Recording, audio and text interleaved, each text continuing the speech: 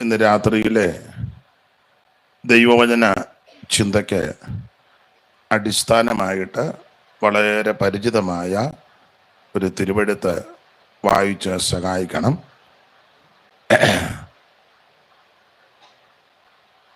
യെശയ്യാ പ്രവചനം 9-ാം അധ്യായത്തിൻ്റെ 6-ാമത്തെ തിരുവെഴുത്ത് നമുക്ക് പരിചിതമായ തിരുവെഴുത്താണ്. ഒരു മൈക്ക് കർത്താവിൻ്റെ ദാസി ലിസമാമേടയിലോട്ട് കൊടുക്കുകയാണെങ്കിൽ വാക്യം ക്ലിയറായിട്ട് വായിക്കും. തമിഴിൽ ആരെങ്കിലും വായിക്കണമെങ്കിൽ അവർക്കും അതിന് ശേഷമായിട്ട് വായിക്കാം. അതല്ല മലയാളം വായിക്കുമ്പോൾ നിങ്ങൾക്ക് എല്ലാവർക്കും മനസ്സിലാകുന്നെങ്കിൽ അങ്ങനെ ആകട്ടെ. അപ്പോൾ സമയം അല്പം കൂടെ ലാഭിക്കാം. വായിച്ചാട്ടെ. യെശയ്യാ. നമുക്കൊരു ശിശു ജനിച്ചിരിക്കുന്നു, നമുക്ക് ഒരു മകൻ നൽകപ്പെട്ടിരിക്കുന്നു, ആധിപത്യം അവന്റെ തോളിൽ ഇരിക്കും. അവന് അത്ഭുത മന്ത്രി, വീരനാം ദൈവം, നിത്യപിതാവ്, സമാധാന പ്രഭു എന്ന് പേർ വിളിക്കപ്പെടും. മതി. ഒരു നിമിഷം കൂടെ നമുക്ക് പ്രാർത്ഥിക്കാം. പരിശുദ്ധ പിതാവേ, നല്ല സന്ധ്യയ്ക്കായിട്ട് സ്തോത്രം. ഈ ആലയത്തിൽ ഞങ്ങൾക്ക് ഒന്നിച്ചു കൂടി അങ്ങയെ മഹത്വപ്പെടുത്തുവാൻ ലഭിച്ച വിലപ്പെട്ട പദവിക്കായി സ്തോത്രം. കൂടപ്പെട്ടിരിക്കുന്ന ഏവരെയും അനുഗ്രഹിക്കണം. സന്നിധി ബോധം ഞങ്ങൾക്ക് നൽകണമേ. തിരുവചനം ധ്യാനിപ്പാൻ വിശേഷ കൃപ നൽകണം. പുത്രനെ മഹത്വപ്പെടുത്തണമേ. യേശു ക്രിസ്തുവിൻ നിസ്തുല്യ നാമത്തിൽ തന്നെ, ആമീൻ. നമ്മുടെ കരവും ശബ്ദവും ഉയർത്തി ദൈവത്തെ മഹത്വപ്പെടുത്താം. ഹല്ലേലൂയ. നിങ്ങളെല്ലാം താഴെ ഇരിക്കുകയും ഞാൻ ഒറ്റപ്പെട്ട് ഇവിടെ നിൽക്കുകയും ചെയ്യുന്നത് കൊണ്ട് എനിക്ക് അല്പം ബുദ്ധിമുട്ടുള്ളത് കൊണ്ട് ഞാനും താഴോട്ട് വരുക.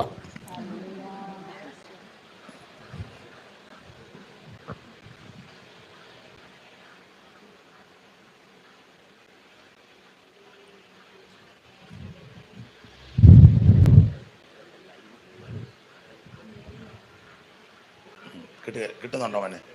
നോയിക്ക, കിട്ടുന്നുണ്ടോ? കിട്ടുന്നുണ്ടോ?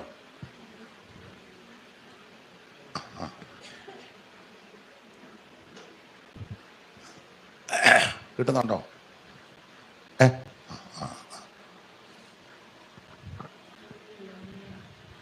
ഈ നല്ല രാത്രി സമയത്തിനായിട്ട് ദൈവത്തിന് മഹത്വം.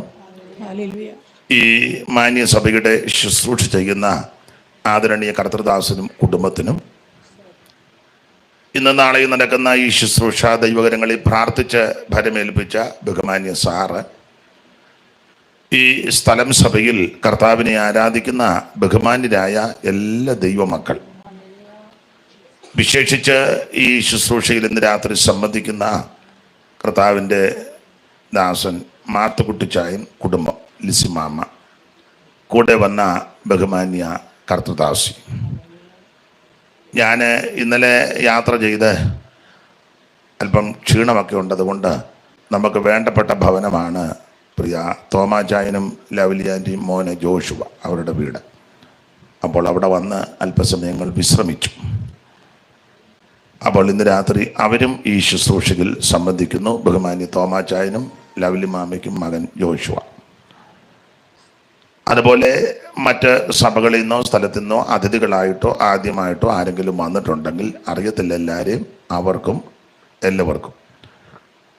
ഓൺലൈനിൽ ഇപ്പോൾ എനിക്ക് വന്ന് 19 പേര് കാണും. എത്ര പേരുണ്ട്? ഇപ്പം 150 പേരുണ്ട്. ചിലപ്പോൾ ഇച്ചിരൂടെ കൂടാൻ സാധ്യതയുണ്ട്.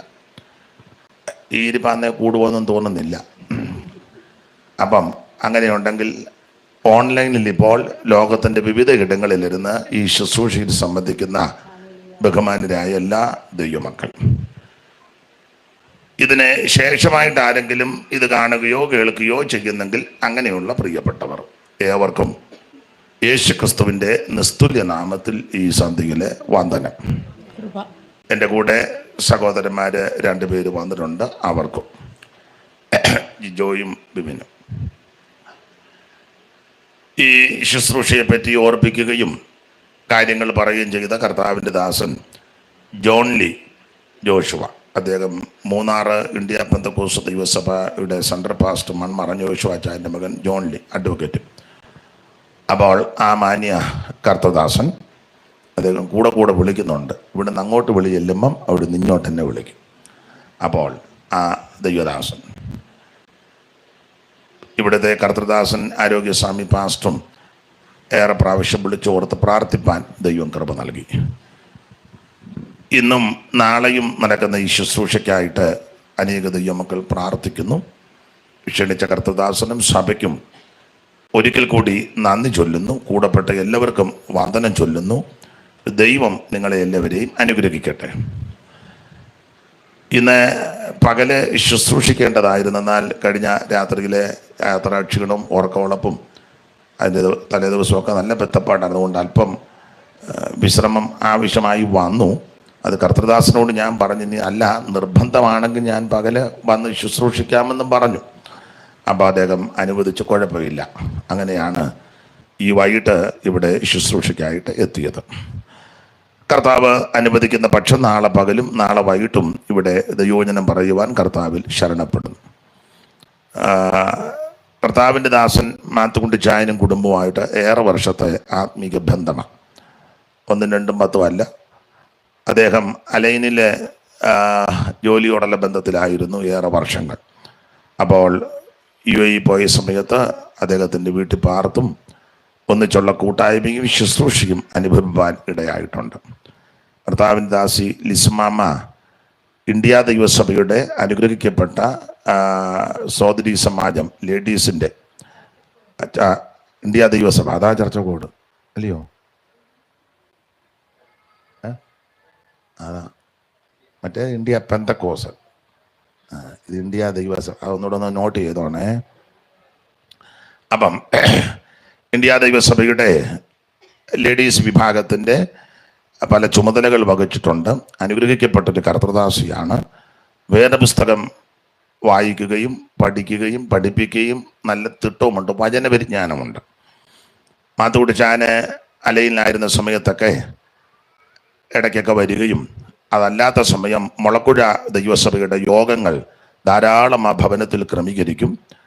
അപ്പോൾ ഒട്ടുമിക്ക യോഗങ്ങൾക്ക് എന്നെ വിളിക്കുകയും ദൈവവചനം ശുശ്രൂഷിപ്പാൻ ദൈവം കൃപ നൽകുകയും അത് കേൾക്കുവാനുള്ള മനസ്സോടെ അവിടെയുള്ള ദൈവമക്കൾ കൂടുകയും ചെയ്യുക പതിവാണ്. 1, 2, 10 യോഗമല്ല, ധാരാളം യോഗങ്ങൾ. തന്നെയല്ല, ആ ദേശത്തൊക്കെ പലയിടങ്ങളിൽ ചെല്ലുമ്പോൾ കർത്താവിൻ്റെ ദാസിയും കൂട്ടു സഹോദരിമാരുമൊക്കെ വാഹനങ്ങളിൽ അവർ തന്നെ യാത്ര ചെയ്ത് വന്ന് ശുശ്രൂഷകളിൽ സംബന്ധിക്കുക പതിവാണ്. ഒരു ആത്മീക ബന്ധം, വളരെ അടുപ്പമായ ബന്ധം. കർത്താവിൻ്റെ ദാസൻ മാത്തുക്കുട്ടിച്ചായ നാട്ടിൽ വന്നവരിപ്പോൾ ബാംഗ്ലൂർ സെറ്റിലായിരിക്കുന്നു. കുഞ്ഞുങ്ങൾ പലയിടങ്ങളിൽ കർത്താവിൻ്റെ സാക്ഷ്യം വഹിക്കുന്നു. ദൈവം അവരെ അനുഗ്രഹിക്കട്ടെ. തോമാച്ചായനും കുടുംബവും ഈ കോവിഡിൻ്റെ സമയത്ത് ഓൺലൈനായിട്ട് യോഗങ്ങൾ നടത്തുമ്പോൾ അവിടെ തിരുവല്ലായി വരുന്നില്ലെങ്കിലും തിരുവല്ലായിൽ ഇരിക്കുന്നത് പോലെ തന്നെയാണ് അവർ പരികാത്തിരിക്കുന്നത്. അപ്പോൾ എല്ലാവരെയും അറിയാം, എല്ലാ കാര്യങ്ങളും അതിൽ കൂടി കേൾക്കുകയും അറിയുകയും ചെയ്യുന്ന മാന്യ കുടുംബം, അവരുടെ സഹോദരങ്ങളും ആവണ്ണം തന്നെ. എല്ലാത്തിനായിട്ട് ഞാൻ ദൈവത്തെ മഹത്വപ്പെടുത്തുന്നു. ഇങ്ങനെ ഒരു കൂട്ടായ്മ ലഭിച്ചതിൽ ദൈവത്തിന് മഹത്വം. കടന്നു വന്ന എല്ലാവരെയും ദൈവം അനുഗ്രഹിക്കട്ടെ.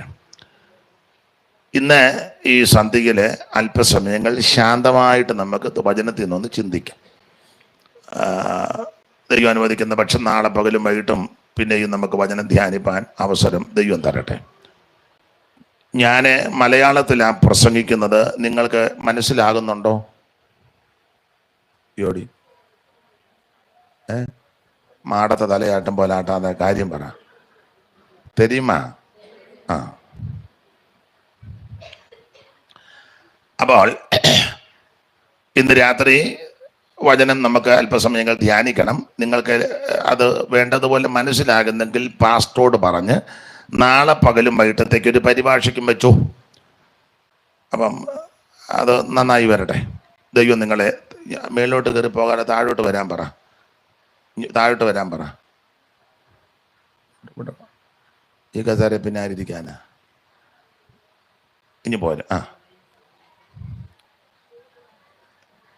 നിങ്ങൾ പുറകിരിക്കുന്ന 3-4 സഹോദരന്മാർ മുമ്പോട്ട്. ജിജോമനും ഇഞ്ഞു പോര്, അച്ചാനിഞ്ഞു, കണ്ണാടി അച്ചാനും ഇഞ്ഞു പോര്. അപ്പോൾ ആർക്കെങ്കിലും പുറകിലിരിക്കാമല്ലോ ഇനിയും വരുന്നവർക്ക്. ആ, ഇങ്ങോട്ടിരിക്കാമെങ്കിലേ. അയ്യോ, വളരെ സന്തോഷം. അയ്യോ, അവിടെ പിന്നെ ഇരുന്നോ. ഇവിടെ 2 കസാരയും കൂടെ വെറുതെ കിടപ്പുണ്ട്. 2 അല്ല 3 ഉണ്ട്. അപ്പം ഇനിയും സഹോദരന്മാരാരെങ്കിലും വരികയാണെങ്കിൽ ഒരു 3 പേരെ മുന്നോട്ട് മേലോട്ട് വിടരുത്. മേളിൽ പോയാൽ ഉഴപ്പും. ആട്ടെ, നിങ്ങളുടെ സഹകരണങ്ങൾക്ക് നന്ദി. ദൈവം നിങ്ങളെ അനുഗ്രഹിക്കട്ടെ. ഇന്ന് രാത്രിയിൽ വളരെ ശാന്തമായിട്ട് വചനത്തിൽ നിന്ന് ചില കാര്യങ്ങൾ നമുക്ക് ചിന്തിക്കാം. കർത്താവിൻ്റെ ദാസൻ മുന്നമേ അറിയിച്ചത് 6 മണിക്ക് യോഗം തുടങ്ങി 8:30 നിർത്തുക എന്നാണ് പറഞ്ഞത്. അപ്പം തുടങ്ങിയത് അല്പം താമസിച്ചാലും 8:30 നിർത്താം. ഇനി അതൊരു ചിന്താഭാരം ഉണ്ടാകേണ്ട. ഇവിടെ തുടങ്ങിയതേ ഉള്ളൂ, ഇനി ഇപ്പം പോയി പറ്റുണ്ടാകുമോ എന്നുള്ള ചിന്ത വേണ്ട. 8:30 തന്നെ പ്രസംഗം നിർത്താം.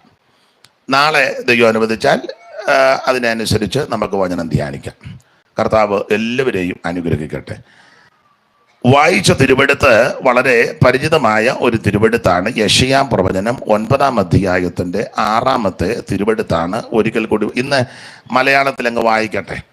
അപ്പം നാളെ തമിഴിൽ വായിക്കാനും കൂടെ ഒരാളെ ക്രമപ്പെടുത്തുകയാണെങ്കിൽ, പരിഭാഷയ്ക്കുണ്ടെങ്കിൽ അങ്ങനെ ആയിക്കോട്ടെ, എനിക്ക് വിരോധമൊന്നുമില്ല. കർത്താവ് ഇന്നിപ്പോൾ ഇങ്ങനെ പോട്ടെ. ദൈവത്തിൻ്റെ മഹത്വം. വായിച്ചാട്ടെ. ആ മോനെ, മൈക്ക് മേളിലാന്നോ അതിൻ്റെ? നമുക്കൊരു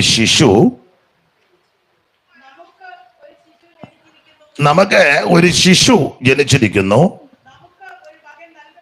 നമുക്ക് ഒരു മകൻ നൽകപ്പെട്ടു. ഇതിൻ്റെ വല്ലതും പോയി കിടക്കുകയാണോ ഈ മൈക്ക്? വായിക്കുന്ന മൈക്ക് അതൊന്ന് ശ്രദ്ധിച്ചേര്. അങ്ങോട്ടും ഇങ്ങോട്ടും അതെല്ലാം വലിച്ചപ്പോൾ പോയോ എന്നുള്ളതാണ്. ദൈവത്തിന് മഹത്വം. ഒരിക്കൽ കൂടി കരമുയർത്തി കർത്താവിന് മഹത്വം കരയേറ്റ. ശക്തിയോടെ ദൈവത്തെ ശ്രദ്ധിച്ചാട്ടെ.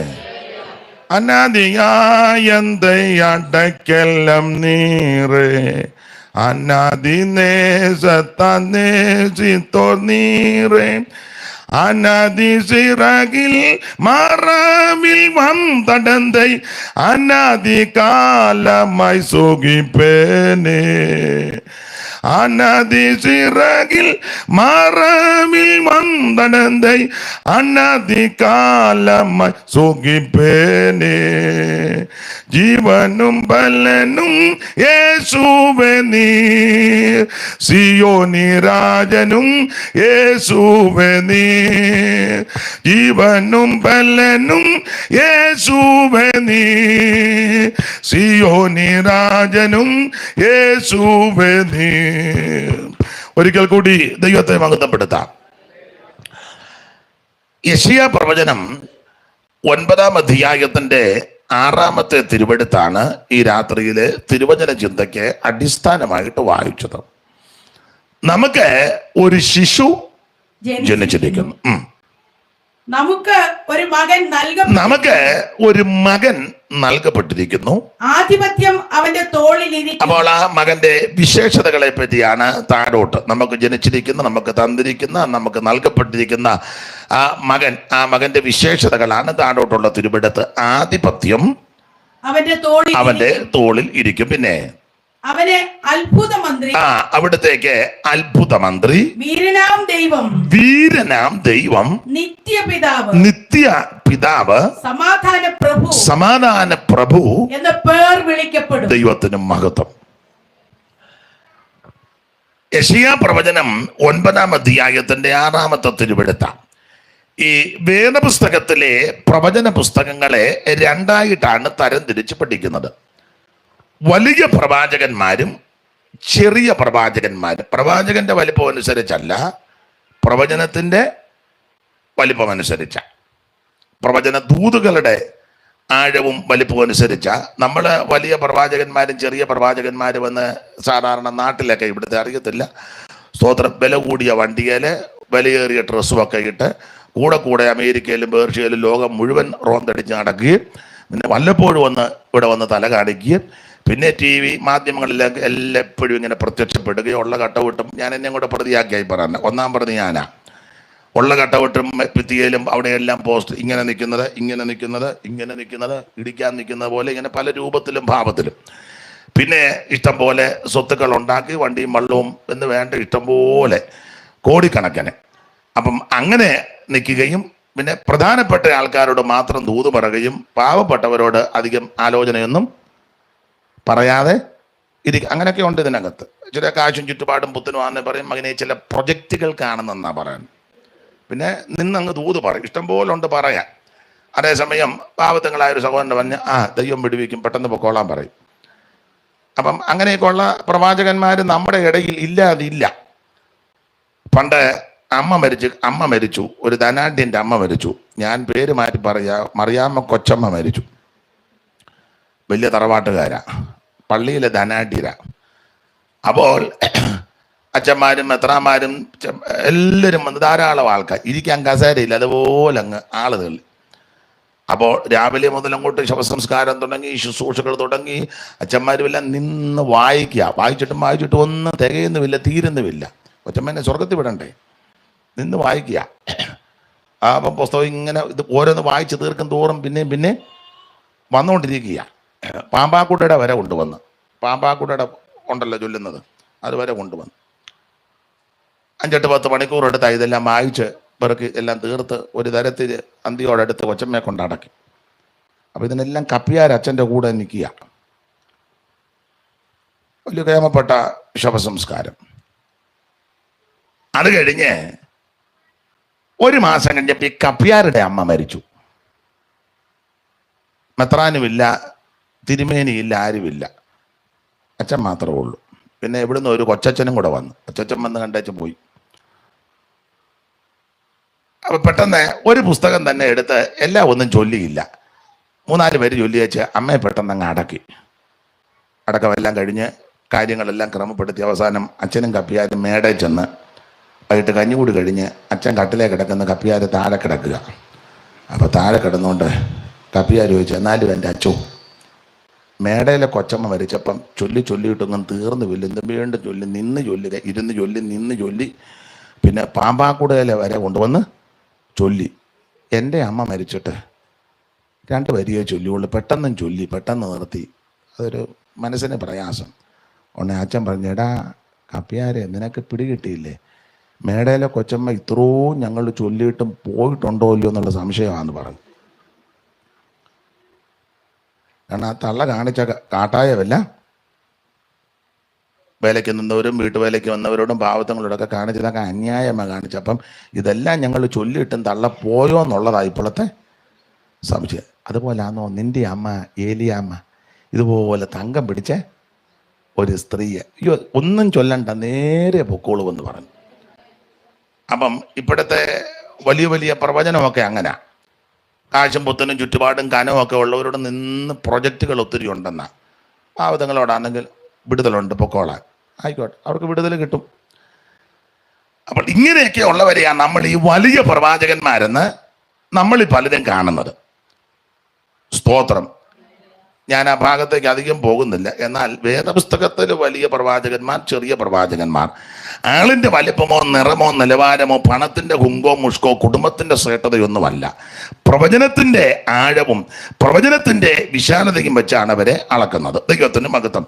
അപ്പോൾ വലിയ പ്രവാചകന്മാരുടെ നിരയിൽപ്പെട്ടവരാണ് യെശയ്യാവ്, യിരെമ്യാവ്, യെഹെസ്കേൽ, ദാനിയേൽ. ഇടയ്ക്ക് കയറിയൊരു കാര്യം പറയാം, പുതിയ നിയമത്തിൻ്റെ ഉപദേശപ്രകാരം പറയാം, വേദപുസ്തകത്തിൻ്റെ വെളിച്ചത്ത് പറയാം, എല്ലാവരും ദൈവത്തിന് ശ്രേഷ്ഠരാണ്. ഭൂമിയിലുള്ള വിശുദ്ധന്മാരോ അവരെനിക്ക് പ്രസാദമുള്ള ശ്രേഷ്ഠന്മാര്. ഇവിടെ ഇരിക്കുന്ന എല്ലാവരും ദൈവത്തിന് പ്രസാദമുള്ള ശ്രേഷ്ഠന്മാരാ, വലിപ്പച്ചെറുപ്പമല്ല. അതൊക്കെ നമ്മുടെ ഈ ഇടുങ്ങിയ ചിന്താഗതിയാണ്. ഞാൻ ഇച്ചിരി കൂടിയതാ, അവരിച്ചിരി കുറഞ്ഞതാ, എനിക്ക് ഇച്ചിരി കനവുണ്ട്, അവർക്ക് കനം കുറവാ, ഞാനിപ്പോൾ ഉള്ളതിൽ മെച്ചം ഇതൊന്നും ദൈവസന്നിധി വില പോവുകയല്ല. അങ്ങനെ ഒരാൾക്കൊരു ചിന്തയുണ്ടായിരുന്നു. പുള്ളിക്ക് തന്നെ ഇരുന്നപ്പോൾ തോന്നി എനിക്ക് അതാണ്ട് കനമുണ്ടെന്ന്. തന്നെ ഇരിക്കുമ്പോൾ അങ്ങനത്തെ തോന്നലുണ്ടാകും. നിങ്ങളൊറ്റയ്ക്ക് ഇരുന്ന് അങ്ങനെയൊക്കെ തോന്നലുണ്ടാകും. എനിക്ക് അതിൻ്റെ കനമുണ്ടെന്നൊക്കെ പുള്ളിക്ക് അങ്ങ് തോന്നുക. പൗലോസിൻ്റെ ഭാഷ പറഞ്ഞാൽ തന്നെ ഇരുന്ന് ചീർക്കുക. പുള്ളിക്ക് അങ്ങനെ കനമുണ്ടെന്ന് തോന്നിക്കഴിഞ്ഞപ്പോൾ പുള്ളിക്ക് അഹങ്കാരം എടുത്തപ്പോൾ പുള്ളി ചെയ്ത കുഴപ്പടി എന്നാന്ന് ചോദിച്ചാൽ, സ്തോത്രം, യവൻ്റെ വല്യപ്പൻ പണ്ട് യെരൂശലേം നിരോധിച്ചപ്പോൾ അവിടുന്ന് എടുത്ത് ദൈവാലയം വക പൊൻവെള്ളി പാത്രങ്ങൾ ദേവൻ്റെ ക്ഷേത്രത്തിൽ ഭദ്രമായിട്ട് അടച്ച് ഉറപ്പാക്കി, ഇവൻ പരിചാരകന്മാരെ വിട്ട് പാത്രം മുഴുവൻ അവിടെ നിന്ന് എടുപ്പിച്ച് ആ വിശുദ്ധ പാത്രത്തിൽ മദ്യമൊഴിച്ച് ഇവനും ഇവൻ്റെ പരിവാരങ്ങളും എല്ലാം വെപ്പാട്ടുകളും എല്ലാം കൂടെ കുടിച്ച് മതിച്ച് സല്ലപിച്ച് ഉന്മാദ നൃത്തം നടത്തി ഇങ്ങനെ അടിച്ച് പെരുകി. അപ്പോൾ ഇവനിടയ്ക്ക് കയറി പറഞ്ഞു, ഞാൻ പണിത മഹതിയാം ബാബേലല്ലയോ ഇത് എന്നൊക്കെ ഇവൻ്റെ വല്യപ്പനും പറഞ്ഞു. യവനും ഇത് അഹങ്കാരം, എനിക്ക് നല്ല തൂക്കമുണ്ടെന്നൊക്കെ ഇങ്ങനെ ചിന്തിച്ചപ്പോൾ അന്ന് രാത്രി ഇവനെ ദൈവം തൂക്കി. ഇവനെ ദൈവം തൂക്കി. എൻ്റെ ഭാവന ഞാൻ എപ്പോഴും പറയും, ദൈവം തൻ്റെ ദൂതനോട് പറഞ്ഞു തുലാസ് കൊണ്ടുവരാൻ പറഞ്ഞു. തുലാസ്, ദൈവത്തിൻ്റെ തുലാസുണ്ട്.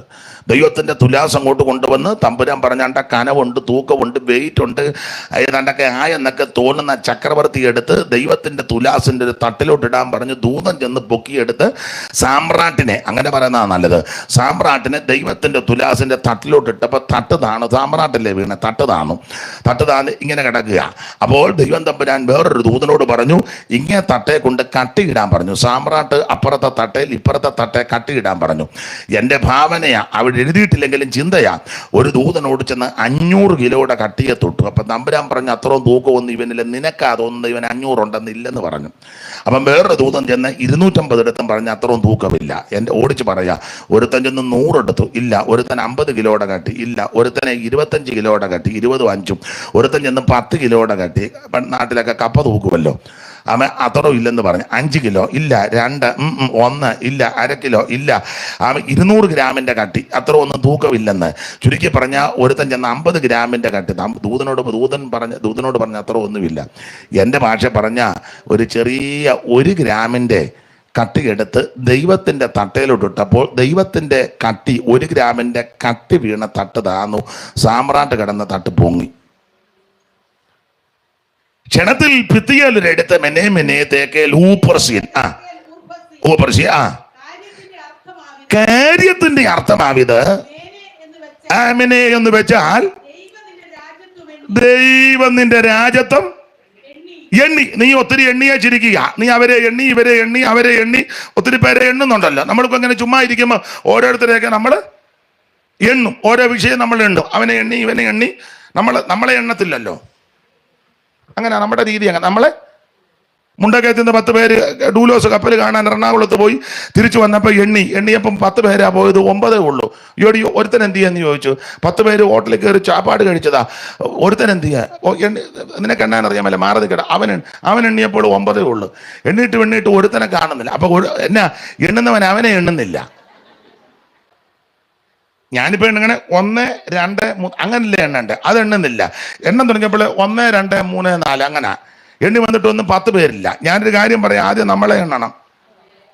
പക്ഷെ നമ്മുടെ എല്ലാം പ്രകൃതി നമുക്ക് അടുത്തിരിക്കുന്നവരെ നല്ല തൃപ്തിയാ. അവരെ എണ്ണണം, അവരുടെ ജീവിതത്തിൽ എന്തൊക്കെ ഉണ്ടെന്ന് എണ്ണണം, അതിൻ്റെ ലിസ്റ്റ് എടുക്കണം. ഒക്കുന്നെങ്കിൽ അത് വാട്സപ്പിനകത്തോ കുന്തത്തിനകത്തോ ആർക്കേലും എന്നെ എല്ലാവരും വള്ളം മുങ്ങിയതുപോലെ ഇരിക്കുന്നേ. ഇതൊക്കെയാണ് നമ്മുടെ പ്രകൃതി. പക്ഷെ ആദ്യം നമ്മളെ ഒന്നെണ്ണണം. അതുകൊണ്ടാണ് ദൈവം തമ്പുരാൻ നീ എല്ലാവരെയും എണ്ണിയാച്ചിരിക്കുക, പക്ഷെ ഇന്ന് രാത്രി നിന്നെ ദൈവം എണ്ണി. ദൈവം നിന്നെ എണ്ണിയിരിക്കുന്നു. അടുത്തത് നിന്നെ മാത്രമല്ല, രാജ്യത്വമെല്ലാം ദൈവം എണ്ണി. പിന്നെ അതിന് അന്തം വരുത്തിയിരിക്കുന്നു. അടുത്തത് ദൈവം ഇന്ന് രാത്രി നിന്നെ തൂക്കി. കണ്ടോ? മതി.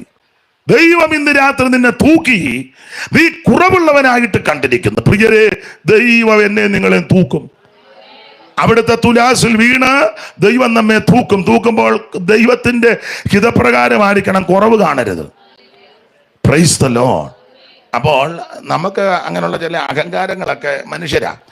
ഈ പ്രാർത്ഥിക്കുന്നുണ്ട്, ഉപവസിക്കുന്നുണ്ട്, നമ്മളെല്ലാം പെന്തിക്കോസിലാണ്, മറുഭാഷയും പറയുന്നുണ്ട്. എന്നാലും നമുക്ക് അങ്ങനെ ഇരിക്കുമ്പം അഹങ്കാരമൊക്കെ, അങ്ങനെ ഇരിക്കുമ്പോഴല്ല ഇങ്ങനെ ഇരിക്കുമ്പോഴും ഉണ്ടല്ലോ. പിന്നെ അങ്ങനെ ഇരിക്കുന്ന കാര്യമൊന്നും പറഞ്ഞിട്ട് ഇങ്ങനെ ഇരിക്കുമ്പോഴും പിന്നെ ആത്മാവിലാകുമ്പോൾ തന്നെ അപ്പുറം ഇരിക്കുന്നതിനെ നോക്കും. നമുക്കൊക്കെ അങ്ങനെ ഉണ്ടാകും. പിന്നെ ഞാൻ മണ്ണപ്പം മുതൽ നോട്ടം ഇരിപ്പൊക്കെ നോക്കുകയല്ലേ, എല്ലാവർക്കും ഉണ്ടാകും.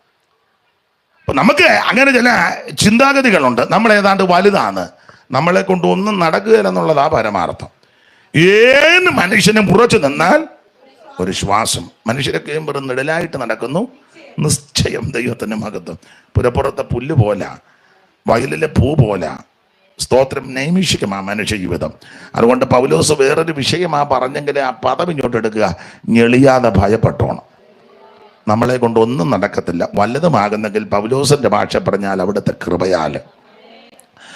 അപ്പൊ ശ്രദ്ധിക്കുക, ആ വലിയ പ്രവാചകന്മാരും ചെറിയ പ്രവാചകന്മാരും. വലിയ പ്രവാചകന്മാരാണ് യെശയ്യാവ്, യിരെമ്യാവ്, യെഹെസ്കേൽ, ദാനിയേൽ. ചെറിയ പ്രവാചകന്മാരുടെ നിരയിൽപ്പെട്ട വ്യക്തികളാണ് നമുക്കറിയാം ഹോശയ്യ മുതൽ മലാഖി വരെയുള്ളതായ പ്രവാചക വീരന്മാർ. ദൈവത്തിന് മഹത്വം. വലിയ പ്രവാചകന്മാരുടെ പുസ്തകമാകുന്ന യെശയ്യാ പ്രവചനം 9:6 ഇന്ന് രാത്രിയിലെ തിരുവചന ചിന്തയ്ക്ക് അടിസ്ഥാനമായിട്ട് വായിച്ചത്. ഈ യെശയ്യാ പ്രവചനത്തിന് പലവിധ വിശേഷതകളുണ്ട്. അതിൽ ഒരു വിശേഷത എല്ലാം ഉദ്ധരിക്കുന്നില്ല. ഒരു വിശേഷത, വേദപുസ്തകത്തിന് 66 പുസ്തകമുള്ളതുപോലെ യെശയ്യാ പ്രവചനത്തിന് 66 അധ്യായങ്ങളായിട്ട് തരംതിരിച്ചിരിക്കുന്നു. അതുപോലെ തന്നെ വേദപുസ്തകത്തിലെ ഏറ്റവും വലിയ പേര് കിടക്കുന്നത് 8-ാം അധ്യായത്തിൽ മാഗേർ ശാലിൽ ഹാഷ് ബസ് എന്നുള്ളതായ പേര് യെശയ്യാ പ്രവചനം 8-ാം അധ്യായത്തിൻ്റെ 2 ഏറ്റവും വലിയ പേര്. അങ്ങനെ ചില പേരുകളുണ്ട്. പണ്ട് ഞാൻ സ്കൂളിൽ പഠിച്ചപ്പോൾ മലയാളം സെക്കൻഡിലാണെന്ന് തോന്നുന്നു. മലയാളം സെക്കൻഡിൻ്റെ പേര് ധർമ്മരാജ. നിങ്ങൾ വല്ലതും വായിച്ചിട്ടുണ്ടോ, പഠിച്ചോ? നിങ്ങൾ വലിയ പഠിത്തമാണ് പഠിച്ചേക്കുന്നത് കൊണ്ട് ഇപ്പം അറിയത്തില്ലായിരിക്കും. അപ്പോൾ മലയാളം സെക്കൻഡാ ധർമ്മരാജ. ആ ധർമ്മരാജയ്ക്കകത്ത് ഒരാടൊരു പേര്, അത് ഞാൻ തെറ്റിച്ചതിന് എനിക്ക് അടി കിട്ടിയതാണ്. അപ്പം അതുകൊണ്ട് എനിക്ക് ഇപ്പോൾ ഓർമ്മയുണ്ട്, പിന്നെ ക്ലിയറാക്കി. ആ പേരിങ്ങനെ, അലികസൻ കുഞ്ഞ് പോക്ക് മൂസം മരക്കായർ നൂഹ് കണ്ണ്. ഒരു പേരാ, അലികസൻ കുഞ്ഞ് പോക്ക് മൂസം മരക്കായർ നൂഹ് കണ്ണ്. വലിയ പേരാ എന്ന് പറഞ്ഞതുപോലെ വേദപുസ്തകത്തിലെ ഏറ്റവും വലിയ പേരാണ് 8-ാം അധ്യായത്തിൽ വായിച്ചേ. നീ ഒരു വലിയ പലക എടുത്ത് സാമാന്യ അക്ഷരത്തിൽ അതെഴുതുക. ഉണ്ടോ? ഏറ്റവും വലിയ പേരാ. അപ്പോൾ ഈ വേദപുസ്തകത്തിലെ യെശയ്യാ പ്രവചനത്തിന്റെ വിശേഷത, വേദപുസ്തകത്തിന് 66 പുസ്തകമുള്ളതുപോലെ യെശയ്യാ പ്രവചനത്തിന് 66 അധ്യായമുണ്ട്. ഏറ്റവും വലിയ പേര് ഈ യെശയ്യാ പ്രവചനത്തിലാണ്. മാത്രമല്ല, ഈ പ്രവചനത്തിലെ ഈ പ്രവാചകന്റെ ഒരു വിശേഷത, അദ്ദേഹം പ്രവാചകനുമാ, സഹോദരിയും പ്രവാചകി. അത് വലിയ അനുഗ്രഹമാണ്. സഹോദരനും സഹോദരിയും കൂടെ പ്രവചനം നടത്തുക എന്ന് പറഞ്ഞാൽ ഇപ്പൊ അങ്ങനെ ചില ആൾക്കാരൊക്കെ രംഗത്തുണ്ട്. ഇവരെ പോലെ അല്ല. സിസ്റ്റർ പാടുന്നു, ബ്രദർ ശുശ്രൂഷിക്കുന്നു. സിസ്റ്ററും ബ്രദറും കൂടെ അങ്ങനെ ഒത്തിരി ഉണ്ട്. ബ്രദർ ശുശ്രൂഷിക്കുന്നു, സിസ്റ്റർ തലേ തുണി പോലും ഇടാതെ, പേരൊന്നും പറയണ്ട, വെറുതെ ആലോക്യമൊന്നും ഉണ്ടാക്കണ്ട, ബ്രദറും സിസ്റ്ററും കൂടെ. പിന്നെ മനസ്സിലായാൽ മതി. സ്തോത്രം. മിക്കയിടത്തും ബ്രദർ ചുമ്മാ നിൽക്കുക, സിസ്റ്റർ ആ കയറി കത്തിക്കുന്നത്. ബ്രദർ ഇങ്ങനെ നോക്കി നിൽക്കുക, സിസ്റ്റർ കത്തിക്കുന്നത്. ഒരു പാവത്താന ആട്ടെ.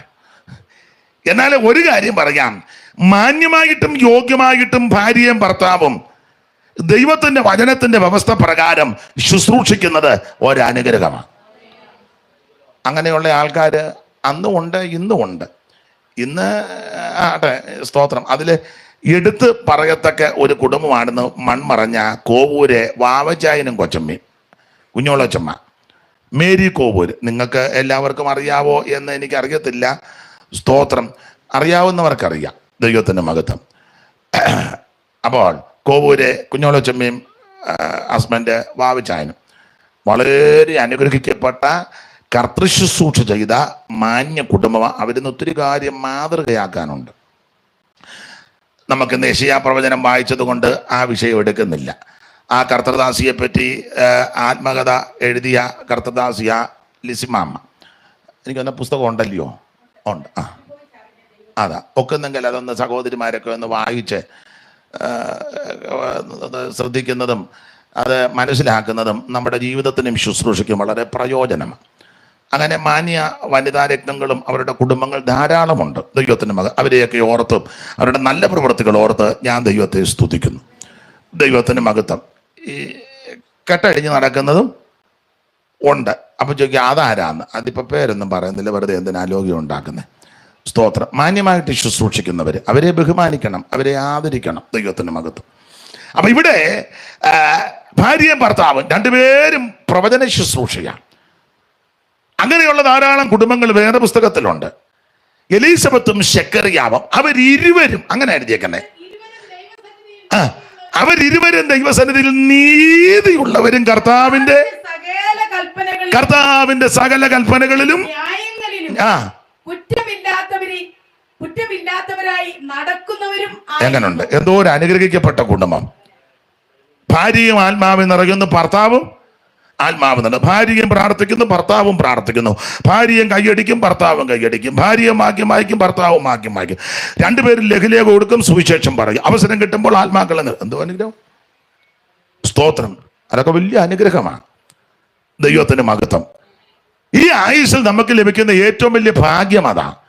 അല്ലാതെ കുറെ കാശെല്ലാം കൂടെ ഉണ്ടാക്കി ബാങ്കിലിട്ടേച്ച് കൂടെ ബുക്കും എടുത്ത് നോക്കുക, ATM കാർഡ് കുത്തി നോക്കി എടുക്കുന്നില്ല, ഇപ്പം അതുണ്ടോ എന്നും പറഞ്ഞ് കുത്തിയേച്ച് അതുപോലെ തന്നെ ബാലൻസ് പേപ്പർ എടുത്തുകൊണ്ട് വണ്ടിയെ കയറി പമ്മിയിരിക്കുക. കുഴപ്പമില്ല. അത് കഴിയുമ്പോൾ എല്ലാം ഇട്ടേച്ച് പോകുക. അങ്ങനെയുള്ള ധാരാളം ആൾക്കാരുണ്ട്. എന്നാൽ നമ്മുടെ ആയുസ്സിൽ കുടുംബമായി കർത്താവിനെ ശുശ്രൂഷിക്കുക, കുടുംബമായി ദൈവത്തെ ആരാധിക്കുക, കുടുംബമായി കർത്താവിൻ്റെ മഹത്വമുള്ള വേല ചെയ്യുക, അത് വലിയ മകൾ ഭാഗ്യമാണ്. അങ്ങനെ അനുഭവിക്കുന്നവരെ ഓർത്ത് ഞാൻ ദൈവത്തെ സ്തുതിക്കുന്നു. ദൈവം അങ്ങനെയുള്ളവരെ അനുഗ്രഹിക്കട്ടെ. അപ്പോൾ ഈ യെശയ്യാ പ്രവചനത്തിനും യെശയ്യാ പ്രവാചകനും വിശേഷതകൾ പലതാണ്. ഇനി അടുത്തതാണ് ഈ യെശയ്യാ പ്രവാചകനെ. നിങ്ങൾക്കറിയാം, സാധാരണ പൊതുവിൽ വേദപഠിതാക്കൾ പറയുന്ന ഒരു പദം സുവിശേഷ പ്രവാചകൻ എന്ന നമുക്കറിയാം. സുവിശേഷ പ്രവാചകൻ എന്താ സുവിശേഷം? അത് യേശു ക്രിസ്തു. മറ്റൊരുത്തരിലും രക്ഷയില്ല, നാം രക്ഷിക്കപ്പെടുവാൻ ആകാശത്തിന് കീഴിൽ മനുഷ്യരുടെ ഇടയിൽ നൽകപ്പെട്ട ഒരേ ഒരു നാമം യേശു ക്രിസ്തുവിന്റെ പരിശുദ്ധ നാമം. അതാ സുവിശേഷം. നമുക്കറിവുള്ള വാക്യമാ, ദാവീദിന്റെ സന്തതിയായി ജനിച്ച് മരിച്ച് യേശു ക്രിസ്തുവിനെ ഓർത്തുകൊള്ളുക, അതാകുന്നു സുവിശേഷം. അതാ സുവിശേഷം, അതാ യേശു ക്രിസ്തു. ആ യേശു ക്രിസ്തുവിനെ പറ്റി നന്നായിട്ട് എന്റെ ഭാഷ പറഞ്ഞ അടുക്കടുക്കടുക്കായിട്ട് പ്രവചിച്ച പ്രവാചകനാണ് യെശയ്യാവ്.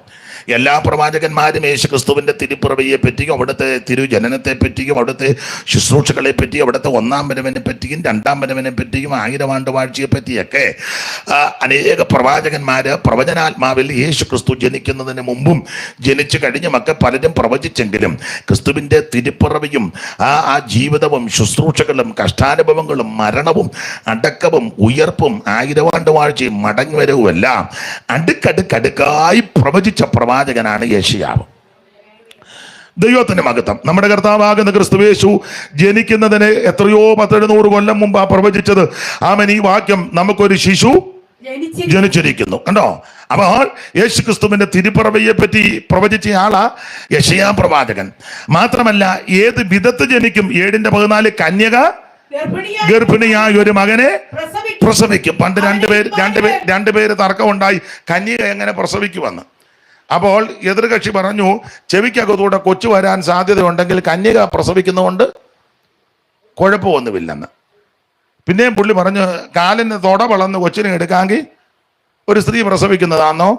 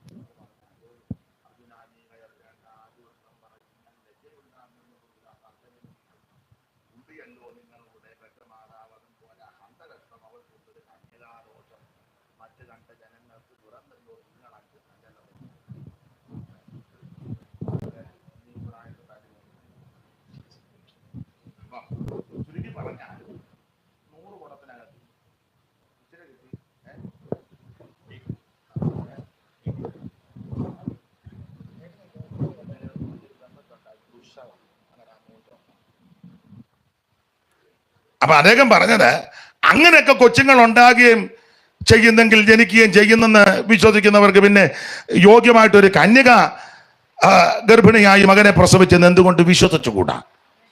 സ്തോത്രം. അപ്പൊ യേശു ക്രിസ്തുവിന്റെ തിരുപ്പിറവി, കന്യകയിൽ കൂടി ക്രിസ്തു ഈ ഭൂമിയിലേക്ക് കടന്നു വരും. സക്കറിയ പറഞ്ഞിരിക്കുന്നത് ബേത്ലഹേമിൽ പ്രസവം നടക്കുമെന്ന്, ജനിക്കുമെന്ന്. ബേത്ലഹേമിൽ. നീയോ യഹൂദയിലെ ആ മീഖ 5:2. മീഖ പ്രവചനം 5-ാം അധ്യായത്തിന്റെ 2-ാം അധ്യായത്തിൽ നീയോ യഹൂദ സഹസ്രങ്ങളിൽ നിന്നിൽ നിന്ന് പുറപ്പെടുവന്ന. അപ്പോൾ മീഖ പ്രവചനം 5-ാം അധ്യായത്തിന്റെ നീ യഹൂദ സഹസ്രങ്ങളിൽ ചെറുതായിരുന്നാലും ഇസ്രായേലിനെ അധിപതിയായിരിക്കേണ്ടുന്നവൻ. അപ്പോൾ ഇത് ബേത്ലഹേമിൽ ജനിക്കുമെന്ന് വേറൊരു പ്രവാചകൻ അറിയിച്ചു. കന്യകയിൽ കൂടി ജനിക്കുമെന്ന് യെശയ്യാവ് പറഞ്ഞു. അതൊരു ശിശു നമുക്ക് നൽകപ്പെട്ടിരിക്കുന്നുവെന്ന് 9:6 പറഞ്ഞു. കഴിക്കുന്നത് എന്താന്ന് പറഞ്ഞിട്ടുണ്ട്. അതൊന്നും ഇപ്പം പൊതുവെ പറയാനൊക്കത്തില്ല. തൈരും തേനും. അപ്പൊ കഴിക്കുന്ന ഭക്ഷണം തൈരും തേനും.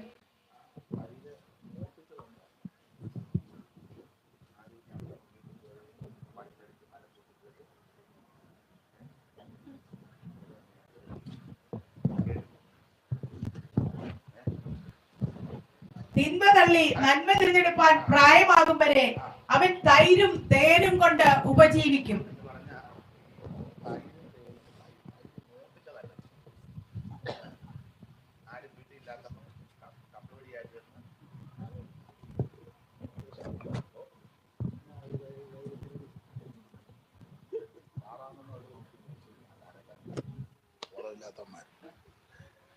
അപ്പൊ ഇത് അടിച്ചു മാറ്റിയതല്ല, പിള്ളേരുടെ ഭാഷയെ പറഞ്ഞ സ്തോത്രം.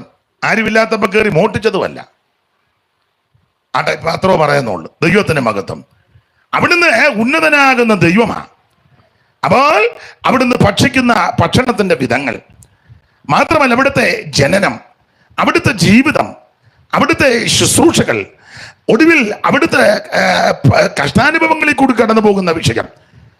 52-ാം അധ്യായത്തിന്റെ ഒടുവിലത്തെ കന്യകയും 53-ാം അധ്യായം മൊത്തം പഠിക്കുമ്പോൾ നമ്മുടെ കർത്താവാകുന്ന യേശുക്രിസ്തുവിന്റെ കഷ്ടാനുഭവങ്ങൾ, പീഡകൾ, പങ്കപ്പാടുകൾ, ബധകൾ, അവിടുന്ന് അനുഭവിക്കുന്ന മനോവേദനകളെല്ലാം, അവിടുത്തെ തിരുമരണം, അടക്കുന്നത് എവിടെ, ആമേൻ സ്തോത്രം, അടക്കമെങ്ങനെ, ഇതെല്ലാം അടുക്കടുക്കായി പ്രവചിച്ച പ്രവാചകനാ യെശയ്യാവ്. മാത്രമാണോ അവിടുത്തെ ഉയർപ്പ്, സ്വർഗാരോഹണം, തിരിച്ചുള്ള വരവ്, 1000 ആണ്ട് വാഴ്ച, ഇതെല്ലാം ആത്മാവിൽ ദർശിച്ച് അടുക്കടുക്കായി പ്രവചിച്ച പ്രവാചക വൈര്യനാണ് യെശയ്യാവ്. അപ്പൊ അതുകൊണ്ട് യെശയ്യാ പ്രവാചകനെ വേദപണ്ഡിതാക്കൾ കൊടുത്തിരിക്കുന്ന വിശേഷണ പദപ്രയോഗം സുവിശേഷ പ്രവാചകൻ എന്ന് പറഞ്ഞാൽ യേശുവിനെ പറ്റി വെളിപ്പെടുത്തി കൊടുത്തയാള്, യേശുവിനെ പറ്റി എല്ലാ മേഖലകളിലും വെളിപ്പെടുത്തിയത്. ഇതിനകത്തൊരു ആത്മീക പാഠം പറയാ. എന്നെ കേൾക്കുന്ന പ്രിയരെ, നമ്മുടെ ഈ ആയുസ് ക്ഷണികമാ. എത്ര നാളുണ്ട്, എത്ര വർഷമുണ്ടെന്ന് നമുക്കറിയത്തില്ല. പക്ഷേ ഒരു കാര്യം ഇന്ന് രാത്രി എന്നെ കേൾക്കുന്നവരോട് പറയാ, നമുക്ക് അവസരം കിട്ടുമ്പോൾ, സമയം ലഭിക്കുമ്പോൾ യേശുവിനെ വെളിപ്പെടുത്തണം. അത് ജോലി ചെയ്യുന്നവരോട്, സഹകരിക്കുന്നവരോട്, ജോലി സ്ഥലത്തോ സ്ഥാപനത്തിലോ വീട്ടിലോ എവിടെയായിരുന്നാലും അവസരം കിട്ടുമ്പോൾ യേശുവിനെ വെളിപ്പെടുത്തി കൊടുക്കണം. തിയോളജി ഒന്നും അധികം ഇറക്കണ്ട. എല്ലാവർക്കും തിയോളജി ഒന്നും അറിയത്തില്ല. അല്ല, തിയോളജി നന്നായിട്ട് പഠിച്ചാൽ ഇതൊന്നും പറയത്തുമില്ല. ഒക്കുവോ ഒത്തോ എന്ന് ചോദിച്ചിരിക്കും. ചില പ്രസംഗിച്ചേച്ച് പറയല്ലേ, ഒത്തോ പ്രസംഗം ഇവിടെ തന്നെ അക്ക് കളിക്കുകയാണോ? ഞങ്ങളുടെ നാട്ടിലൊരു കളിയുണ്ട്, അക്ക് കളി എന്നാ, കളം വരച്ചേച്ച്. നിങ്ങൾ കണ്ടിട്ടില്ലേ? പിള്ളേർ അക്ക് കളിച്ച അതിന് ചാടിയ ചോറ് ഒത്തോന്ന് ചോദിക്കും. ഈ വരയിലൊന്നും മുട്ടരുത്. 8 കളം വരെ. ഇവിടെ 4 കളം, അവിടെ 4 കളം. അക്കിടും. കലവോ കറച്ചട്ടിയോ പൊട്ടിയതിൻ്റെ ഇപ്പൊ പിടി കിട്ടി വരുന്നുണ്ട്. ഒത്തിരി ചാടിയ ചിരിക്കുക. അപ്പൊ ചുരുക്കി പറഞ്ഞ ഇത് അക്കുകളിയല്ല.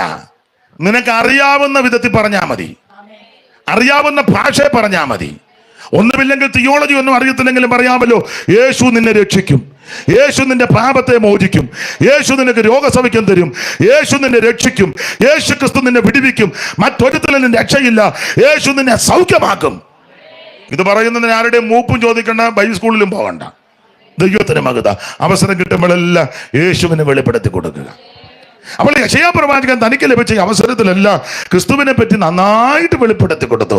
അത് യെശയ്യാവിന്റെ വിശേഷത. അതുകൊണ്ടാണ് പറഞ്ഞിരിക്കുന്നത് ഇദ്ദേഹം സുവിശേഷ പ്രവാചകനാ. ദൈവത്തിന് മഹത്വം, ദൈവത്തിന് മഹത്വം. ആ സുവിശേഷ പ്രവചനമാകുന്ന പ്രവാചകനാകുന്ന യെശയ്യാ പ്രവാചകന്റെ പുസ്തകം 9-ാം അധ്യായത്തിന്റെ 6-ാമത്തെ തിരുവെടുത്താണ് ഇന്ന് രാത്രിയിലെ തിരുവചനത്തിന് അടിസ്ഥാനമായിട്ട് വായിച്ചത്. അതിലെ എല്ലാ പദങ്ങളും എടുത്തെടുത്ത് പറയേണ്ടതാണെങ്കിലും അതിലെ ഒരു പദം മാത്രം എടുക്കാം. അവിടുന്ന് അത്ഭുത മന്ത്രിയാണ്. ഞാനും നിങ്ങളും ആരാധിക്കുന്ന, ഞാനും നിങ്ങളും സേവിക്കുന്ന, എന്നെയും നിങ്ങളെയും രക്ഷിച്ച് എനിക്ക് നിങ്ങൾക്ക് വേണ്ടി ജീവനെ തന്ന് രക്തം ചീന്തി നമ്മളെ വീണ്ടെടുത്ത നമ്മുടെ അരിമനാഥനാകുന്ന യേശു ക്രിസ്തുവിന്റെ വിശേഷതകളിൽ പ്രധാനപ്പെട്ട ഒരു വിശേഷതയാ അവിടുന്ന് അത്ഭുത മന്ത്രിയാ. ഇന്ന് രാത്രി അത്ഭുത മന്ത്രിയാകുന്ന യേശു നമ്മുടെ നടുവിൽ വന്നിട്ടുണ്ട്. Praise the Lord. 2-3 പേർ അവിടുത്തെ തിരുനാമത്തിൽ കൂടി വരുന്നവരുടെ നടുവിൽ വരുമെന്ന് അരുളി ചെയ്ത നസറായൻ ഇന്ന് രാത്രി നമ്മുടെ നടുവിൽ വന്നിട്ടുണ്ട്. മാറത്ത് പൊൻകച്ച കെട്ടിയവനായി, ആമെ ചുട്ടുപടിപ്പിച്ച വെള്ളോടിന് സദൃശമുള്ള പാദമുള്ളവനായി യേശു ക്രിസ്തു ഇന്ന് രാത്രി നമ്മുടെ നടുവിൽ വന്നിട്ടുണ്ട്. എന്തിന്? നമ്മെ രക്ഷിക്കുവാൻ, വിടുവിക്കുവാൻ, സൗഖ്യമാക്കുവാൻ, സമാധാനം തരുവാൻ, ആശ്വാസം തരുവാൻ, നീക്കുപോക്ക് നൽകുവാൻ, ഉദ്ധരിപ്പാൻ കഴിവുള്ള നസറായൻ ഇന്ന് രാത്രി നമ്മുടെ നടുവിലുണ്ട്. അനുഭവിക്കുന്ന പ്രിയപ്പെട്ടവരെ ഓർത്ത് ഞാൻ ദൈവത്തിന് മഹത്വം കരയേറ്റുകയാണ്. ദൈവത്തിന് മഹത്വം, ദൈവത്തിന് മഹത്വം. അവൾ ക്രിസ്തുവിന്റെ വിശേഷതകളാണ് ഈ വാക്യങ്ങളിലെല്ലാം രേഖപ്പെടുത്തിയിരിക്കുന്നത്. അതിലൊരു പദമാ ആമേൻ, യേശു ക്രിസ്തു അത്ഭുത മന്ത്രിയാണ്. ദൈവത്തിന് മഹത്വം. നമ്മുടെ കർത്താവ് നിരവധി അത്ഭുതങ്ങൾ ചെയ്തു. ധാരാളം അടയാളങ്ങളും അത്ഭുതങ്ങളും യേശു ചെയ്തു. അതെല്ലാം ഒന്നും വേദപുസ്തകത്തിൽ എഴുതിയിട്ടില്ല. യോഹന്നാൻ അങ്ങനെ പറഞ്ഞിരിക്കുന്നത്. എല്ലാം കൂടെ എഴുതിയ പുസ്തകം ലോകത്തിൽ പോലും ഒതുങ്ങത്തില്ലെന്ന 21-ാം അധ്യായത്തിന്റെ 25-ാം വാക്യം വായിച്ച യോഹന്നാൻ യേശു ക്രിസ്തു ചെയ്ത മറ്റനേകം അത്ഭുതങ്ങൾ, അടയാളങ്ങളുണ്ട്. അത് ഓരോന്നായിട്ട് അങ്ങോട്ട് എഴുതിയാൽ ഒതുങ്ങത്തില്ല. ധാരാളം അത്ഭുതങ്ങളും അടയാളങ്ങളും യേശു ചെയ്തു. എന്നാൽ ഏതാനും ചിലത് മാത്രമേ ഈ പുസ്തകത്തിൽ എഴുതിയിട്ടുള്ളൂ. അതെന്തിനാന്ന് ചോദിച്ചാൽ നിങ്ങൾ യേശുവിനെ വിശ്വസിക്കാനും ആ വിശ്വാസത്താൽ നിത്യജീവൻ പ്രാപിക്കണം. യേശു ദൈവപുത്രനായ ക്രിസ്തു എന്ന് നിങ്ങൾ വിശ്വസിക്കേണ്ടതിനും വിശ്വസിച്ചിട്ട് അവന്റെ നാമത്തിൽ നിങ്ങൾക്ക് ജീവൻ ഉണ്ടാകേണ്ടതിനും, നിത്യജീവൻ നിങ്ങൾക്ക് ഉണ്ടാകേണ്ടതിന് ഇത് എഴുതിയിരിക്കുന്നു. അപ്പോൾ യേശു ക്രിസ്തു നിരവധി അത്ഭുതങ്ങൾ, അടയാളങ്ങൾ ചെയ്തിട്ടുണ്ട്. നിങ്ങൾക്ക് എല്ലാവർക്കും അറിയാം, നമുക്ക് എല്ലാവർക്കും അറിയാം. ദൈവത്തിന്റെ മഹത്വം. യേശു ക്രിസ്തു ചെയ്ത അടയാളങ്ങളിൽ ആദ്യത്തെ അടയാളം മോള് പറ. ആദ്യം മനസ്സിലാകുന്നുണ്ടോ? ഇല്ല, മോകം ഉറക്കം പറ. കാനാവൂർ. കറക്റ്റ്. അപ്പോൾ യേശു ക്രിസ്തു ചെയ്ത അടയാളങ്ങളിൽ, പുസ്തകത്തിൽ രേഖപ്പെടുത്തിക്കുന്ന അടയാളങ്ങളിൽ ആദ്യത്തെ അടയാളം കാനാവിലെ കല്യാണ വീട്ടിൽ ക്രിസ്തു പച്ചവെള്ളത്തെ വീഞ്ഞാക്കി. 2:11 യോഹന്നാൻ. യേശു ക്രിസ്തു ഇതിനെ അടയാളങ്ങളുടെ ആരംഭമായി ഗലീലയിലെ കാനാവിൽ വെച്ച് ചെയ്ത് തന്റെ മഹത്വം വെളിപ്പെടുത്തി. അപ്പൊ ശ്രദ്ധിക്കുക, യേശു ക്രിസ്തുവിന്റെ ആദ്യത്തെ അത്ഭുതം അല്ലെങ്കിൽ അടയാളം. യോഹന്നാൻ അത്ഭുതം എന്നുള്ള ഭാഷ കൊടുത്തിട്ടില്ല, അടയാളം എന്നാണ് കൊടുത്തേക്കുന്നത്. യോഹന്നാന്റെ സുവിശേഷത്തിന് ഒത്തിരി വിശേഷതയുണ്ട്. മറ്റ് 3 പേരും പറയാത്ത ചില കാര്യങ്ങൾ യോഹന്നാന്റെ സുവിശേഷത്തിൽ കൂടാണ് നമ്മൾ മനസ്സിലാക്കുന്നത്. എന്നാൽ യോഹന്നാൻ പറയാത്ത പ്രധാനപ്പെട്ട ചില കാര്യങ്ങൾ മറ്റു ചിലർ പറഞ്ഞിട്ടുണ്ട്. യേശു ക്രിസ്തുവിൻ്റെ തിരുജനനം, അവിടുത്തെ വളർച്ച, അവിടുന്ന് ജനിച്ചു കഴിഞ്ഞ് പേർവഴി ചാർത്താൻ പോയത്, ഗബ്രിയേൽ മാലാഖ വീട്ടിൽ വന്നത്, മറിയത്തിന് പ്രത്യക്ഷപ്പെട്ടത്, യോസേപ്പിനോടും പറഞ്ഞു ഭയപ്പെടേണ്ട, ശങ്കിക്കേണ്ട, അവളെ ചേർത്ത് കൊണ്ടു. ഈ കാര്യങ്ങൾ യേശുക്രിസ്തു 12-ാമത്തെ വയസ്സിൽ യെരുശലേം പള്ളിയിൽ പോയത്, 30-ാമത്തെ വയസ്സിൽ അവിടുന്ന് സ്നാനപ്പെട്ട ചരിത്രം, അതുപോലെ തന്നെ കർത്താവാകുന്ന ക്രിസ്തുയേശു 40 ദിവസം ഉപവസിച്ച് പ്രാർത്ഥിച്ച വിഷയം, ഇതൊന്നും യോഹന്നാന്റെ സുവിശേഷത്തിലില്ല. ഇതിനെപ്പറ്റി പഠിച്ചിട്ടുള്ളവരും പഠിക്കുന്നവരും പറയുന്നത് ഏതാണ്ട് യോഹന്നാന്റെ സുവിശേഷത്തിൽ മൊത്തം പഠിച്ചാൽ യേശുവിൻ്റെ 3.5 വർഷത്തെ കാര്യമേ ഈ സുവിശേഷത്തിൽ പറഞ്ഞിട്ടുള്ളൂ. 3 വർഷത്തെ കാര്യം. അതായത് 30-ാമത്തെ വയസ്സിൽ യേശു സ്നാനപ്പെട്ടു. ആ സ്നാനം മുതലുള്ള മരണം വരെയുള്ള കാര്യമാണ് അടക്കം ഉയർപ്പ്. അത് യോഹന്നാൻ പറഞ്ഞിട്ടുള്ളൂ. ഏതാണ്ട് എല്ലാം കൂടെ ഒരു 3.5 വർഷത്തെ ചരിത്രം. ദിവസക്കണക്ക് നോക്കുകയാണെങ്കിൽ 1000 ദിവസത്തെ കാര്യമേ യോഹന്നാന്റെ സുവിശേഷത്തിലുള്ളൂ. യഹൂദന്മാരുടെ കണക്കൂടെ ചേർത്ത് 1000 ദിവസം അത്രയും കാര്യമുള്ളൂ. പക്ഷെ അത്ര ഉള്ളെങ്കിലും 21 അധ്യായം എടുത്തു. ഇനി അതിലെ ഏറ്റവും വലിയൊരു വിശേഷത, അതിലെ ഒരു ഒടുവിലത്തെ ആ അധ്യായങ്ങളുണ്ട്. ഒരു 10-18 മണിക്കൂറത്തെ സംഭവങ്ങൾ എഴുതാൻ തന്നെ 4-5 അധ്യായം എടുത്തു. മറ്റവരാരും അത്രയും എടുത്തിട്ടില്ല. അന്ത്യത്താഴം കഴിഞ്ഞ് പോയ സമയം മുതൽ പെസഹ കഴിഞ്ഞ് പോവുകയും പിന്നെ ഗെത്സമനയിലും ക്രൂശീകരണം നടക്കുന്ന സംഭവങ്ങൾ വിസ്തരിക്കുന്നത്, ഇതെല്ലാം കൂടി എഴുതാൻ എത്ര അധ്യായം എടുത്തു? ഭയങ്കര വിശേഷപ്പെട്ടൊരു പുസ്തകമാണ്. തന്നെയല്ല, യോഹന്നാന്റെ വേറൊരു വിശേഷത, യോഹന്നാന്റെ സുവിശേഷത്തിന്റെ വിശേഷത, എല്ലാ ശിഷ്യന്മാരും ഒടുവിൽ യേശുവിനെ ഇട്ടേച്ച് പോയി. പേടിച്ച എല്ലാവരും പോയി. പക്ഷേ ആ തിരുമരണം നേരി കണ്ട ആളാ യോഹന്നാൻ. യോഹന്നാൻ ക്രൂശിന്റെ ചുവട്ടിൽ നിന്ന് പോയില്ല. യേശു തന്റെ അമ്മയും താൻ സ്നേഹിച്ച ശിഷ്യനും നിൽക്കുന്നത് കണ്ടിട്ട് ക്രൂശിന്റെ ചുവട്ടിൽ നിൽക്കുക. മറ്റു ശിഷ്യന്മാരെല്ലാം ആ ഒടുവിലത്തെ സമയത്ത് അടുത്തില്ല. സ്നേഹമില്ലാഞ്ഞിട്ടല്ല, ഭയപ്പെട്ടു. എല്ലാവരും പേടിച്ച്. പക്ഷേ ആ സന്ദർഭത്തിലും ജീവനെ വകവയ്ക്കാതെ യേശുവിൻ്റെ കുരിശിന്റെ ചുവട്ടിൽ നിന്നയാളാ യോഹന്നാൻ. അതുകൊണ്ടല്ലേ യോഹന്നാൻ എല്ലാം കണ്ടോണ്ടല്ലേ എഴുതിയത്? എല്ലാം കണ്ടോണ്ട് എഴുതുക. ഒരു കാര്യം, യേശുവിൻ്റെ കുരിശിന്റെ ചുവട്ടിൽ നീ നിന്നാൽ അനേകർക്ക് വെളിപ്പെടാത്തതും ലഭിക്കാത്തതുമായ കാര്യം നിനക്ക് വെളിപ്പെടും. സ്തോത്രം. കുരിശിന്റെ ചുവട്ടിൽ കാണണം ദൈവത്തിന്റെ മഹത്വം. അതെല്ലാം അവിടുന്ന് നേരിട്ട് കണ്ടേച്ചെഴുതി. അത്രയ്ക്ക് ശ്രേഷ്ഠമായ പുസ്തകം. അതെ. അപ്പൊ യോഹന്നാന്റെ സുവിശേഷം വിശേഷത ഒത്തിരി ഉണ്ട്. എന്നാൽ മറ്റു പലരും പറയാത്ത കാര്യം യോഹന്നാന്റെ സുവിശേഷത്തിലാണ് നമ്മൾ മനസ്സിലാക്കുന്നത്.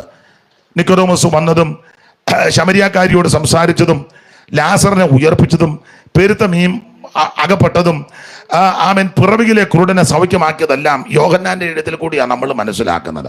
അപ്പൊ ഈ പുസ്തകത്തിന് വിശേഷതയുണ്ട്. ആട്ടെ, എല്ലാം വിവരിക്കുന്നില്ല. ഇവിടെ 2-ാം അധ്യായം പഠിക്കുമ്പോൾ യേശുക്രിസ്തുവിന്റെ അടയാളങ്ങളുടെ ആരംഭമാണ്. ഗലീലയിലെ കാനാവിൽ വെച്ച് യേശുക്രിസ്തു ആമൻ പച്ചവെള്ളത്തെ വീഞ്ഞാക്കി. കാനായിലെ കല്യാണ നാളിൽ, കാനായിലെ കല്യാണ നാളിൽ ശുദ്ധ ജലത്തെ വീഞ്ഞാക്കി തീർത്ത, ശുദ്ധ ജലത്തെ വീഞ്ഞാക്കി തീർത്ത കരുണാനിധിയെ കനിയേണം ദിനവും, കരുണാനിധിയെ കനിയേണം ദിനവും. ദേവാദേവാ ത്രിലോകനാഥ, ദേവാദേവാ ത്രിലോക. അപ്പൊ ശ്രദ്ധിക്കുക, ഈ കാനാവിലെ കല്യാണ വീട്ടിൽ ക്രിസ്തു പച്ചവെള്ളത്തെ വീഞ്ഞാക്കി. ചരിത്ര പശ്ചാത്തലം നിങ്ങൾക്കറിയാം. കാനാവിലെ കല്യാണ വീട്, ഈ വീടുമായിട്ട് യേശുവിന് ബന്ധം. ഈ കല്യാണം യോഹന്നാന്റെ കല്യാണം തന്നെയാണ്. യോഹന്നാന്റെ കല്യാണമാണ്. യോഹന്നാന്റെ അമ്മയും യേശുവിൻ്റെ അമ്മയും ജ്യേഷ്ഠത്തി അനുജത്തിയാണ്. യോഹന്നാന്റെ അമ്മ ശലോമി, യേശുവിൻ്റെ അമ്മ മറിയം. ഇവര് സഹോദരിമാരാ. യോഹന്നാന്റെ കല്യാണമാണ്. പക്ഷേ യോഹന്നാന്റെ, ഞാൻ എന്നാളും പറഞ്ഞു, നിങ്ങൾക്കും അറിയാം, എല്ലാവർക്കും അറിയാം, യോഹന്നാൻ ഈ സുവിശേഷത്തിൽ തൻ്റെ പേര് വെളിപ്പെടുത്തുന്നില്ല. പേര് വെളിപ്പെടുത്തുന്നേ ഇല്ല. നമ്മളാന്ന് വെളിപ്പെടുത്താവുന്നിടത്തെല്ലാം ഇരുവരും ഒന്നിച്ചോടി മറ്റേ ശിഷ്യൻ, അങ്ങനെയൊക്കെയാ. മറ്റേ ശിഷ്യൻ, ഇത് കണ്ട ശിഷ്യൻ, സ്തോത്രം, അങ്ങനെയൊക്കെയുള്ള പ്രയോഗമാണ്. ഒന്നും നിങ്ങൾ മൊത്തം പിടിച്ചേ, യോഹന്നാന്റെ പേര് വെളിപ്പെടുത്തിയിട്ടില്ല. നമ്മളന്ന് എല്ലാ അധ്യായത്തിലും നമ്മുടെ പേരും പെമ്പളയുടെ പേരും പിള്ളേരുടെ പേരും ഒക്കുന്നെങ്കിൽ നമുക്ക് താല്പര്യമുള്ള 3-4 പേരുടെ, അതിന് തന്നെ നമ്മൾ 2 അധ്യായം എടുക്കും, അല്ലേ? വെക്കാവുന്നിടത്തെല്ലാം പേര് തിരികെ കയറ്റും. ഉണ്ടിട്ടല്ലേ യോഹന്നാന്റെ പേര്, മറഞ്ഞിരിക്കുക. സ്തോത്രം. ഈ കല്യാണം യോഹന്നാന്റെ കല്യാണമാണ്. സ്തോത്രം. വേണേ പറഞ്ഞാൽ മതി, 3-ാം ദിവസം കാനാവിലെ എൻ്റെ കല്യാണം നടന്നപ്പോൾ തർക്കവും ഇല്ലായിരുന്നു, ഇല്ലേ? നമ്മളന്ന് അങ്ങനെ പറയാം, എൻ്റെ കല്യാണം മിണ്ടിയിട്ടില്ല. ഇത് യോഹന്നാന്റെ കല്യാണമാണ്. യോഹന്നാന്റെ അമ്മ ശലോമി, സഹോദരി മറിയം, മറിയത്തിന്റെ മകൻ യേശു. അതുകൊണ്ട് അമ്മ അവിടെ ഉണ്ടായിരുന്നെന്ന് പറഞ്ഞ് യേശുവിനെയും ശിഷ്യന്മാരെയും കല്യാണത്തിന് ക്ഷണിച്ചു, ശിഷ്യന്മാരെയും കൂടെ വിളിച്ചു. സഹോദരൻ്റെ കല്യാണം അതിലും പറഞ്ഞു. അവർക്കറിയാം യേശു എവിടെ പോയാലും ശിഷ്യന്മാർ ഉണ്ടെന്ന്. അതുകൊണ്ട് അവരെയും കൂടെ ക്ഷണിച്ചു. ക്ഷണിച്ചെങ്കിലേ പോകാവൂ കല്യാണത്തിന്. മരണ വീട്ടിലൊന്നും ക്ഷണിക്കണ്ട. അയ്യോ തങ്കച്ചൻ മരിച്ച എന്നോട് പറഞ്ഞില്ല, അതുകൊണ്ട് ഞാൻ വരുന്നില്ല, അത് വേണ്ട, ഒക്കത്തില്ല. കല്യാണത്തിന് ക്ഷണിച്ചെങ്കിലേ ആട്ടെ, ഇടയ്ക്ക് കയറി പറഞ്ഞതേ ഉള്ളൂ. പിന്നെ അതുപോലെ ആത്മബന്ധവും സുഹൃത്ത് ബന്ധമൊക്കെ ഉള്ളവർ ചിലപ്പം വിട്ടുപോയെന്നും അങ്ങനെയൊക്കെ സംഭവിക്കാറുണ്ട്. ചിലപ്പം തിരക്കിനിടെ മറന്നു പോകും. നമുക്കറിയാം അവർ നമ്മളെ വിളിക്കേണ്ടവരാ, നമുക്ക് കടപ്പാടും വേണ്ടപ്പെട്ടതുമാ. അപ്പം അത് വാശി പിടിച്ചിരിക്കരുത്. സ്തോത്രം. വേണേ തലേന്ന് ഒന്ന് അങ്ങോട്ട് വിളിച്ചേര് അറിഞ്ഞെങ്കിൽ. ചില അറിഞ്ഞാലും പമ്മി ഇരിക്കും വിളിക്കാൻ. നോക്കട്ടെ അവൻ വിളിക്കുമോ ഇല്ലയോ എന്ന് എനിക്കൊന്ന്. അവനിവിടെ വന്ന് ചോറ് തിന്ന് വെച്ച് പോയവൻ, അവന് നന്ദിയുണ്ടോ ഇല്ലയോ എന്ന് ഇതിനാൽ അറിയാം. അങ്ങനല്ല, എന്തോ ഉണ്ട് ലോകം. അന്നേരം ചിലപ്പോൾ അവർ എൻ്റെ അമ്മാമ്മ അച്ചായ എന്നോട് ക്ഷമിക്കണം, ഞാൻ ഈ തിരക്കിനിടെ ഈ കല്യാണം നടത്തിയിട്ടുള്ളവരോട് ചോദിക്കണം എന്ത് ബത്തപ്പാടാണെന്നറിയാം. ഒത്തിരി ബത്തപ്പാട്. ചിലപ്പോൾ നമുക്ക് അടുത്തവരെ ആയിരിക്കും ചിലപ്പം മറന്നു പോകും. അങ്ങനെ ആത്മാർത്ഥതയുണ്ടെങ്കിൽ അവർ ഒന്ന് വിളിച്ചേക്കണം. എന്തോ എന്നെ മറന്നോ? ചിലപ്പോൾ അവർ ക്ഷമ പറയും. യോന് കുഴപ്പമില്ല, ഞാൻ നാളെ വന്നോളാം. അതൊക്കെ ആ ദൈവസ്നേഹവും മര്യാദയും. ഇത് അറിഞ്ഞാലും മിണ്ടാതിരിക്കും. വിളിക്കുമോ ഇല്ലയോ എന്ന് എനിക്കൊന്ന് അറിയണം. ഇവരും ബന്ധിക്കോസ് അവരും ബന്ധിക്കോസ്. അവസാനം വിളിച്ചില്ലെങ്കിൽ പിന്നെ അവരെ കാണുമ്പോൾ മിണ്ടുകയില്ല. ഒരു 50 പേരോട് അതൊന്നൊരു നല്ല സ്വഭാവമാണെന്ന് എനിക്ക് തോന്നുന്നില്ല. ഇപ്പം നിങ്ങൾ ചിന്തിക്കുക, തനിക്ക് തോന്നുന്നതാണോ ഞങ്ങൾ ചെയ്യേണ്ടത് എന്ന് നിങ്ങൾ ചിലപ്പം പറയുന്നില്ലെങ്കിലും ഹൃദയത്തിൽ ചിന്തിച്ചു കാണും. എന്തായാലും കൊള്ളാം, യേശുവിനെ ശിഷ്യന്മാരെയും ഈ കല്യാണത്തിന് ക്ഷണിച്ചു, അവരുമുണ്ട്. ഇനി ഈ കല്യാണ വീട് ഇത് ഗലീലയിലെ കാനാവിൽ നടക്കുന്ന കല്യാണമാണ്. ദൈവത്തിന് മഹത്വം. ഇനി ചരിത്രം പുറകോട്ടിറങ്ങി പഠിച്ചാൽ ഈ സ്ഥലത്ത് ദൈവത്തിന്റെ പ്രവൃത്തി വെളിപ്പെടണം എന്നുള്ളത് ദൈവത്തിന്റെ മുൻനിർണയമാണ്. നമുക്ക് ചില വിഷയങ്ങൾ വരുമ്പോൾ ഇതെന്നാ ഇങ്ങനെ സംഭവിച്ചത്, അയ്യോ ഇതെന്നാ ഇങ്ങനെ വന്നത്, ഇതെന്താ നമ്മൾ ഇത്രയും പ്രാർത്ഥിച്ചു ആരാധിച്ചു ഉപവസിച്ചിട്ടുമൊക്കെ ഇങ്ങനെയാണല്ലോ സംഭവിച്ചത് നമുക്ക് തോന്നും. പക്ഷേ ദൈവത്തിന്റെ പദ്ധതി അവിടെ വെളിപ്പെടാനാ. നിങ്ങൾ രക്ഷിക്കപ്പെട്ടു, മാനസാന്തരപ്പെട്ടു, രക്ഷിക്കപ്പെട്ടു, സ്നാനപ്പെട്ടു, അഭിഷേകം പ്രാപിച്ചു. നിങ്ങളാലാവും വിധം കർത്താവിനെ ഉണ്മയോടെ ആരാധിക്കുകയും സേവിക്കുകയും സ്നേഹിക്കുകയും ചെയ്യുക. എങ്കിലും നിങ്ങളുടെ കുടുംബത്തിൽ, ജീവിതത്തിൽ, കുഞ്ഞുങ്ങളുടെ മേൽ, ശുശ്രൂഷയിൽ, കുടുംബ ജീവിതത്തിൽ ചില വൈതരണകളും പ്രശ്നങ്ങളും വരുമ്പോൾ മാനുഷികമായി നമ്മൾ ചിന്തിക്കും, യോ ഞാനിതെല്ലാം ചെയ്തിട്ടും പിന്നെ ഇങ്ങനെയാണല്ലോ സംഭവിക്കുന്നത്. തളർന്നു പോകരുത്. അതിന്റെ നടുവിൽ ദൈവത്തിന്റെ പദ്ധതി നടക്കാനുണ്ട്. Praise the Lord. കല്യാണ വീടല്ലേ, അവർക്കറിയരുതോ വരുന്നവർക്ക് വീഞ്ഞു കൊടുക്കണമെന്ന്? അവർക്കറിയാമല്ലോ അവരെ യഥോചിതം സൽക്കരിക്കണമെന്ന്. പിന്നെ എന്തുകൊണ്ട് ഇത് സംഭവിച്ചു? ദൈവത്തിന്റെ പദ്ധതിയുണ്ട്. സ്തോത്രം. ഉടനെ അവിടെ നിന്ന് പിണങ്ങി പോകും. എമ്പാടി നമുക്ക് ഇവിടെ കഞ്ഞിയും കൂട്ടാനും ഒന്നുമില്ല, പോയേക്കാം, ഇനി വെറുതെ ഇവിടെ കുത്തിയിരുന്നിട്ടും വലിയ കാര്യമൊന്നും. ഞാൻ നിന്നോട് പറഞ്ഞ ആദ്യത്തെ പന്തിക്ക് ഇരിക്കണമെന്ന്. അന്നേരം പിന്നെ വർത്താനം പറഞ്ഞു നിന്ന് അവസാനം ഇപ്പം ഒരു തനാണ്ട് ഇറങ്ങി വന്ന് പറഞ്ഞ് ഇനി സാമ്പാറും തീർന്നു, കഞ്ഞിവെള്ളം ഭാഗ്യം കൂടെ കോരി ഒഴിച്ച് കലക്കുന്നുണ്ടെന്നാ പറഞ്ഞത്. ഇനി അതിലപ്പോൾ മൈറ്റി പിടിക്കുമോന്ന്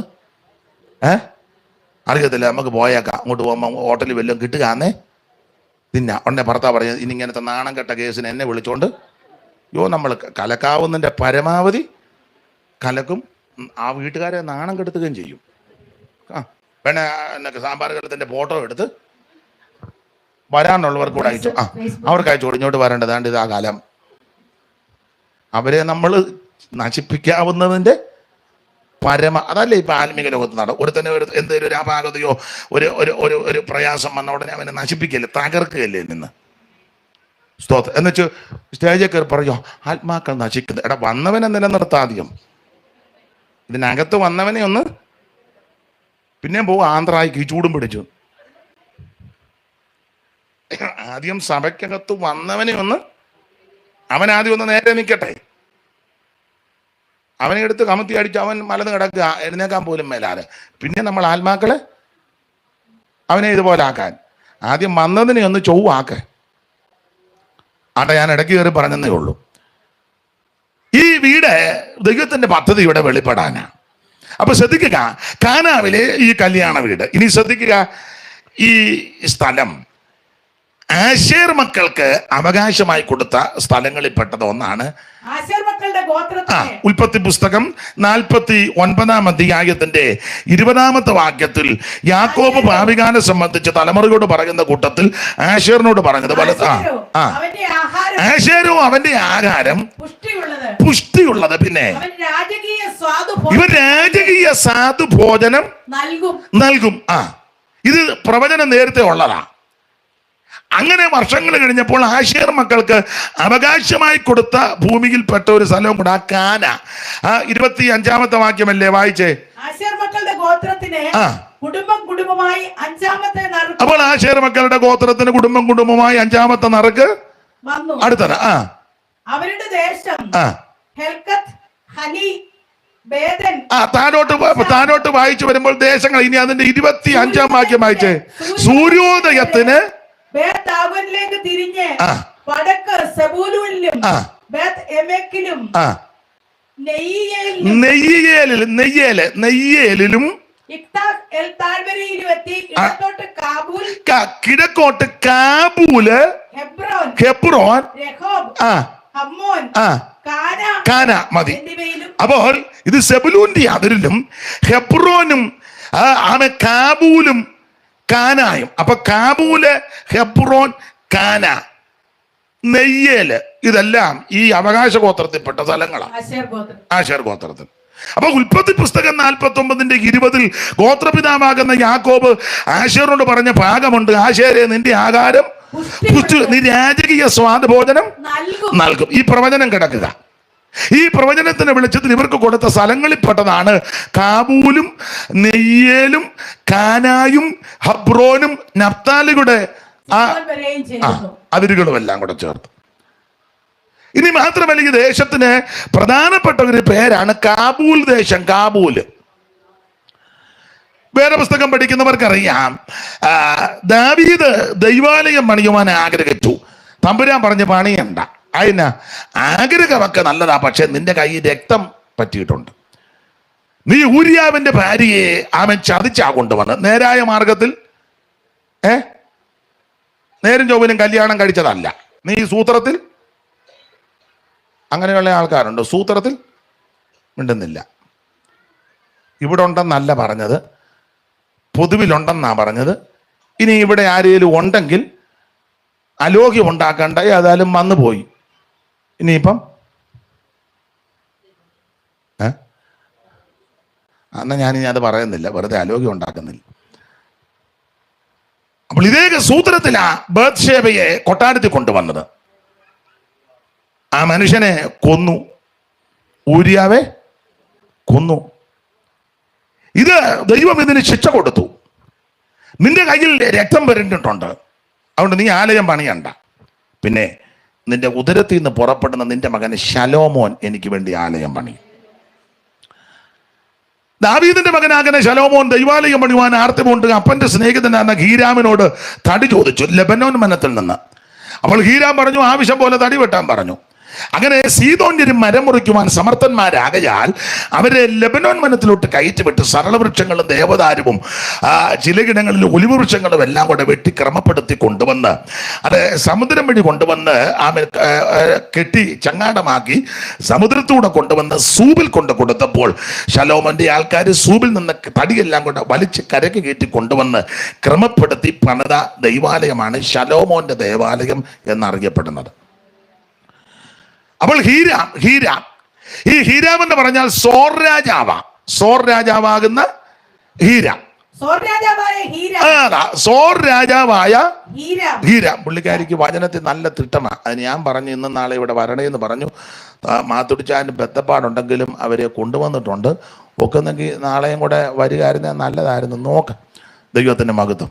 അപ്പം എനിക്കൊരാശ്വാസവുമാണ്. കാരണം ഞാൻ അധികം തപ്പണ്ട, എടുത്ത് കൃത്യം വായിച്ചു തരുന്നുണ്ട്. അമ്മാമ്മ അത്ര മോശമല്ല.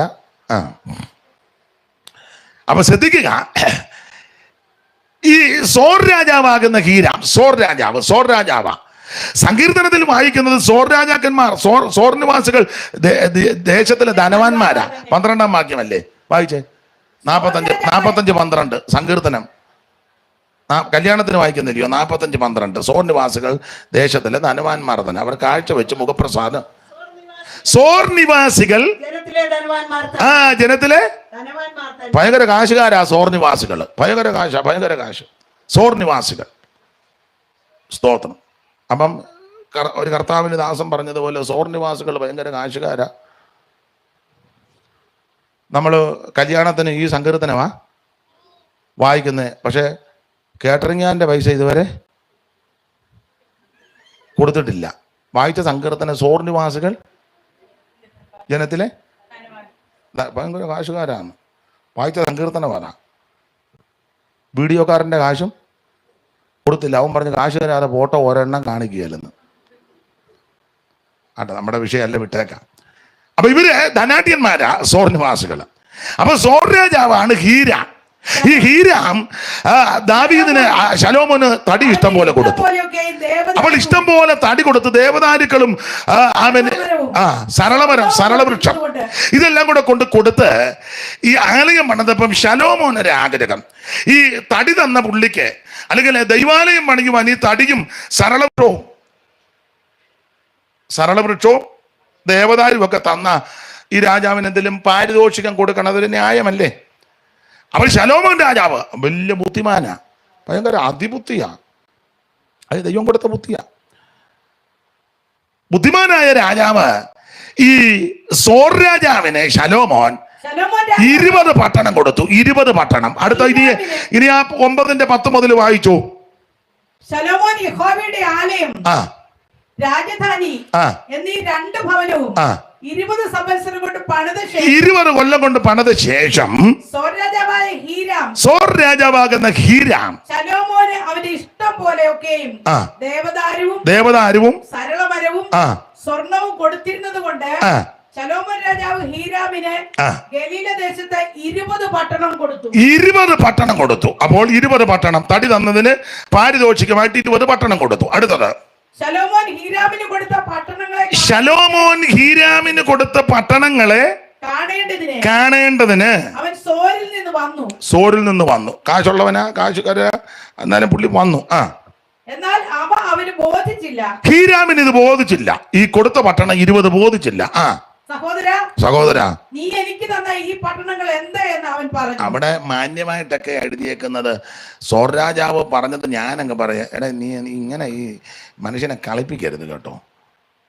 ഞാൻ നിനക്ക് വെട്ടിപ്പൊന്നും കാണിക്കാതെ സരളവൃക്ഷവും ദേവദാരും ഒക്കെ ഇഷ്ടം പോലെ തന്നത്, നീ എന്നെ മനഃപൂർവ്വം കളിപ്പിച്ചില്ലേ?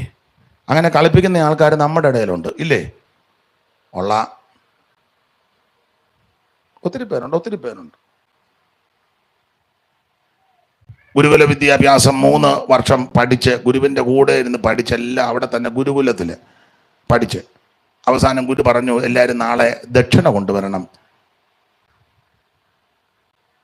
ദക്ഷിണ 1 പറ നെല്ല്, പുന്നെല്ല്, എല്ലാവരും ദക്ഷിണ കൊണ്ടുവരാൻ ഏറ്റു.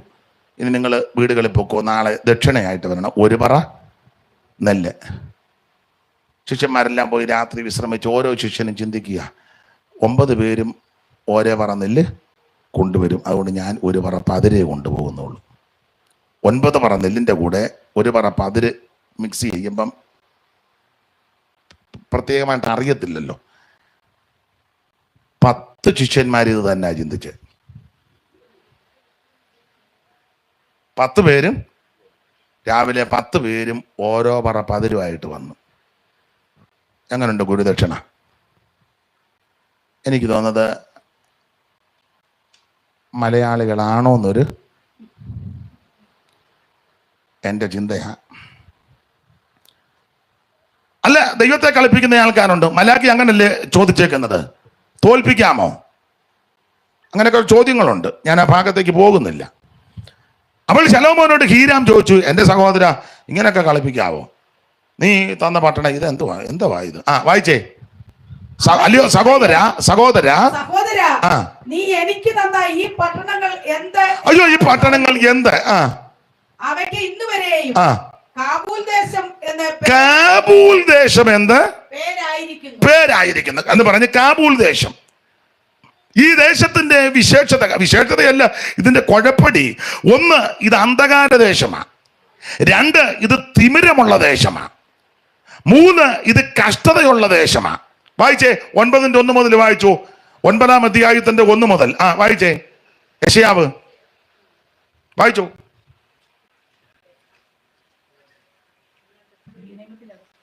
എന്നാൽ കഷ്ടതയിലിരുന്ന ജനത്തിന് തിമിരം നൽകി എന്നാൽ കഷ്ടതയിൽ ഇരുന്ന ദേശത്തിന് ഈ ദേശത്തിന്റെ കുഴപ്പടി. ഒന്ന്, കഷ്ടതയുടെ ദേശം. രണ്ട്, അല്ലല്ല, കഷ്ടതയിലിരുന്ന ദേശത്തിന്. രണ്ട്, തിമിരമുള്ള ദേശം. മൂന്ന്,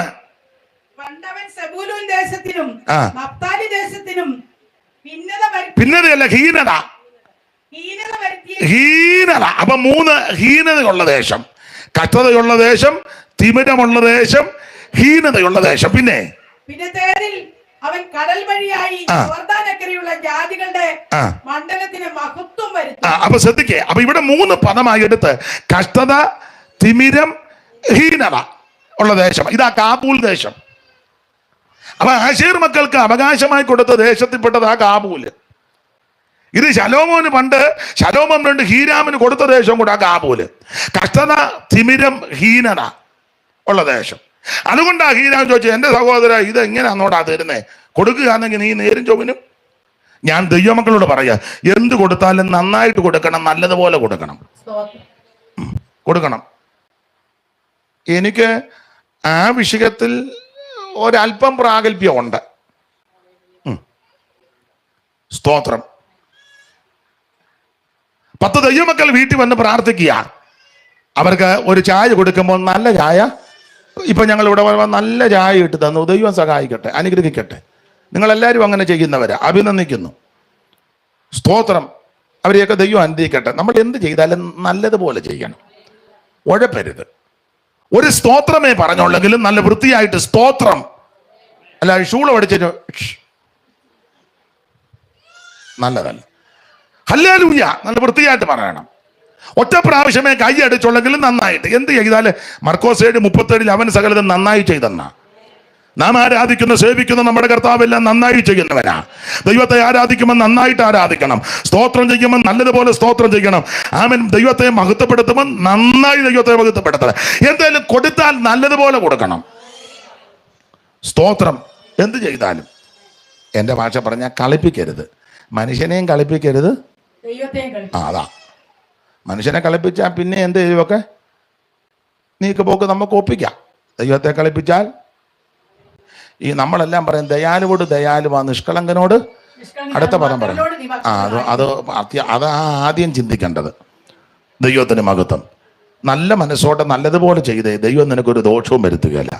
നിന്റെ സന്തതിക്ക് ഒരു ദോഷം വരികയല്ല. നിന്റെ സന്തതി ചെല്ലുന്നിടത്തും അനുഗ്രഹമായിരിക്കും. അപ്പൊ ഈ ദേശത്തിന്റെ കുഴപ്പടികളാ ഇത്. കഷ്ടത, തിമിരം, ഹീനത ഉള്ള ദേശം.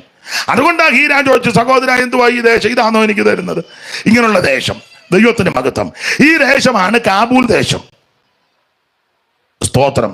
ഈ ദേശത്തിന്റെ കുഴപ്പടി മത്തായി സുവിശേഷം 4-ാം അധ്യായത്തിന്റെ 4:12. യോഹന്നാൻ തടവിലായി എന്ന് കേട്ടാറേ അവൻ ഗലീലയ്ക്ക് വാങ്ങിപ്പോയി. അടുത്തത് നസറേത്ത് വിട്ട് സെബൂലൂന്റെയും നഫ്താലിയുടെയും അതിരുകളിൽ കടൽക്കരയുള്ള കവർന്നഭൂമിയിൽ ചെന്ന്. അടുത്തത് സെബൂലൂൻ ദേശവും നഫ്താലി ദേശവും കടൽക്കരയിലും യോർദാനക്കരയുള്ള നാടും ജാതികളുടെ ഗലീലയും ഇങ്ങനെ ഇരിക്കുന്ന ജനം വലിയൊരു വെളിച്ചം. അപ്പൊ ഈ ദേശത്തിന്റെ വേറൊരു പ്രത്യേകത ഇരുട്ടിലിരിക്കുന്ന ജനമാണ് ഇവിടെ. അപ്പൊ എല്ലാം കൊണ്ട് നാടൻ ഭാഷ പറഞ്ഞ പരുവക്കേട് പിടിച്ച സ്ഥലമാ ഈ ഗലീലയിലെ കാനായും ഈ കാബൂൽ ദേശവും നെയ്യേലും. സ്തോത്രം. ഇതെല്ലാം പരുവക്കേട് പിടിച്ച ദേശമാണ്. അപ്പോൾ അന്ധകാരമുണ്ട്, ഇവിടെ ഇരിക്കുന്ന ഞാൻ ഇരുട്ടിയിരിക്കുന്നു, തിമിരമുണ്ട്, ഹീനതയുള്ള ദേശം, അല്ലാത്ത ദേശം. ആ ദേശത്ത് ആ ദൈവപ്രവൃത്തി വെളിപ്പെടാൻ പോകുന്നത്. Praise the Lord. ഇതാണ് ഈ കാന, ഗലീലയിലെ കാന. ദൈവത്തിന് മഹത്വം. ഇനി അതിന് ഇടയ്ക്കൊരു കയറി ഒരു കാര്യം പറയാം. ആ കാനാവിലാ യേശു പച്ചവെള്ളത്തെ വീഞ്ഞാക്കിയത് എന്ന് പറഞ്ഞാൽ ഹീരാമിന്റെ ധനം കൊണ്ട് ഈ ദേശത്തിന്റെ സ്ഥിതിക്ക് മാറ്റം വരുത്താൻ ഒത്തില്ല. ശലോമോന്റെ ജ്ഞാനം കൊണ്ടും ഈ ദേശത്തിന് മാറ്റം വരുത്തുവാൻ പറ്റിയില്ല. പിന്നെ വന്നത് ആരെ കൊണ്ടാ? ശലോമോനിലും വലിയവനാകുന്ന യേശു അവിടെ വന്നപ്പോൾ അതിന്റെ ഹീനത മാറി, ഇരുട്ട് മാറി, തിമിരം മാറി, കെടുതി മാറി.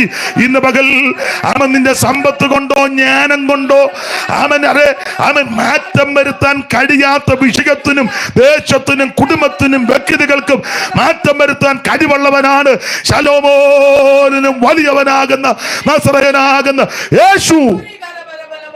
ഇവിടെ ഇതാ ശലോമോനിലും വലിയവൻ, ഇവിടെ ഇതാ ദൈവാലയത്തിലും വലിയവൻ, ഇവിടെ ഇതാ യോനയിലും വലിയവൻ, ഇവിടെ ഇതാ മോശയിലും വലിയവൻ, ഇവിടെ ഇതാ എല്ലാവരേക്കാളും വലിയവനാകുന്ന ശ്രേഷ്ഠനാകുന്ന ഉന്നതനാകുന്ന മഹിമയുള്ള നസറയനാകുന്ന യേശു. നിന്റെ പണം കൊണ്ട് എല്ലാം ഒന്നും നന്നാക്കാൻ ഒക്കത്തില്ല. കാശൊക്കെ കണ്ടമാനമുള്ള ആൾക്കാർക്ക് ഒരു ചിന്ത കൊണ്ട് എന്റെ കാശ് കൊണ്ടെന്തും ഒന്നും നടക്കുകയല്ല. കണ്ടതല്ലേ കോടിക്കണക്കിന് സ്വത്തുള്ള അച്ചായനും അവസാനം മുഖക്കൊട്ടയൊക്കെ കെട്ടി പരിക്കാത്തിൽ നിന്ന് വെളിയിലിറങ്ങാൻ എന്തിയാ കാശ്? പക്ഷേ എനിക്ക് കോടിക്കണക്കിന് ഫിക്സഡ് ഡിപ്പോസിറ്റ് ഇവനിപ്പോൾ പുറത്തിറങ്ങാൻ മേലല്ലോ. അനുഭവിച്ചതല്ലേ. കോടിക്കണക്കിനുള്ള ആളും അവസാനം വെന്റിലേറ്ററിൽ കിടന്ന് കോടി അവിടെയും കിടക്കുക, പുള്ളി ഇവിടെയും കിടക്കുക. ഇറ്റി വെള്ളം കൊടുക്കാൻ പോലും പെമ്പളയ്ക്ക് പോലും അകത്ത്. എന്തിനാ ദൂരോട്ട് പോകണ്ട? ആണ്ടിരിക്കുന്ന തോമാച്ചൻ ദൂരോട്ടൊന്നും പോകണ്ടല്ലോ. മാന്യമായിട്ടും ന്യായമായിട്ടും ഒക്കെ ഭദ്രതയുള്ള ആളാ തോമാച്ചൻ. എഴുന്നേറ്റ് വന്ന് എല്ലാവരും ഒന്ന് കാണട്ടെ. അല്ല പിന്നെ എന്തിനാ കള്ളം പറഞ്ഞു? ഇന്നത്തെ രീതി അനുസരിച്ച് ബാംഗ്ലൂരിലെ വീടും ചുറ്റുപാടും ഒക്കെ വിറ്റാൽ ഉണ്ട്. സ്തോത്രം. ന്യായമായിട്ടില്ലയോ? ഇഷ്ടം പോലെ ഉണ്ട്. സ്തോത്രം. അല്ല, അത് ഗതികേട് പിടിച്ചവനല്ല. വെന്റിലേറ്ററിൽ എത്ര ദിവസം കിടന്നു? 52 ദിവസം.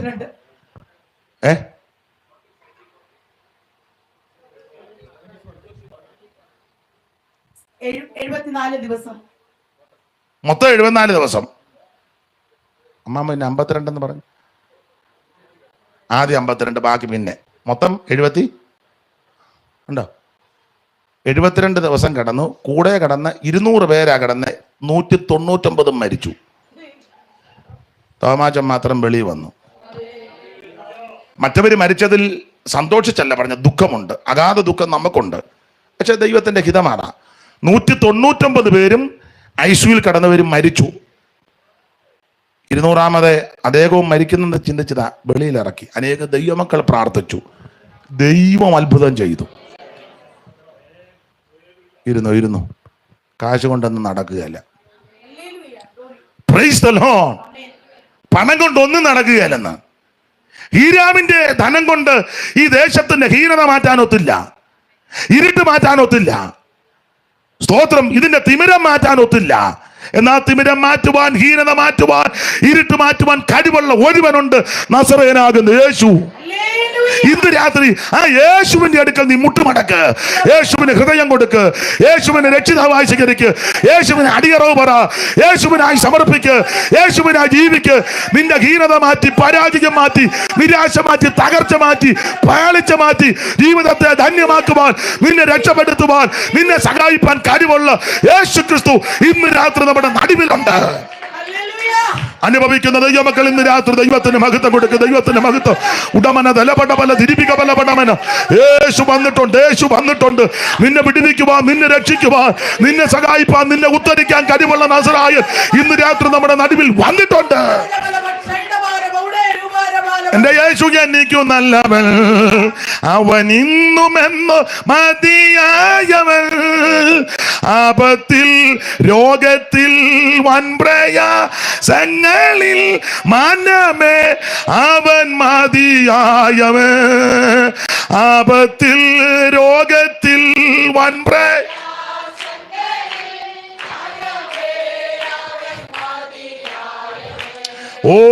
ആപത്തിൽ രോഗത്തിൽ വൻപ്രയാസങ്ങളിൽ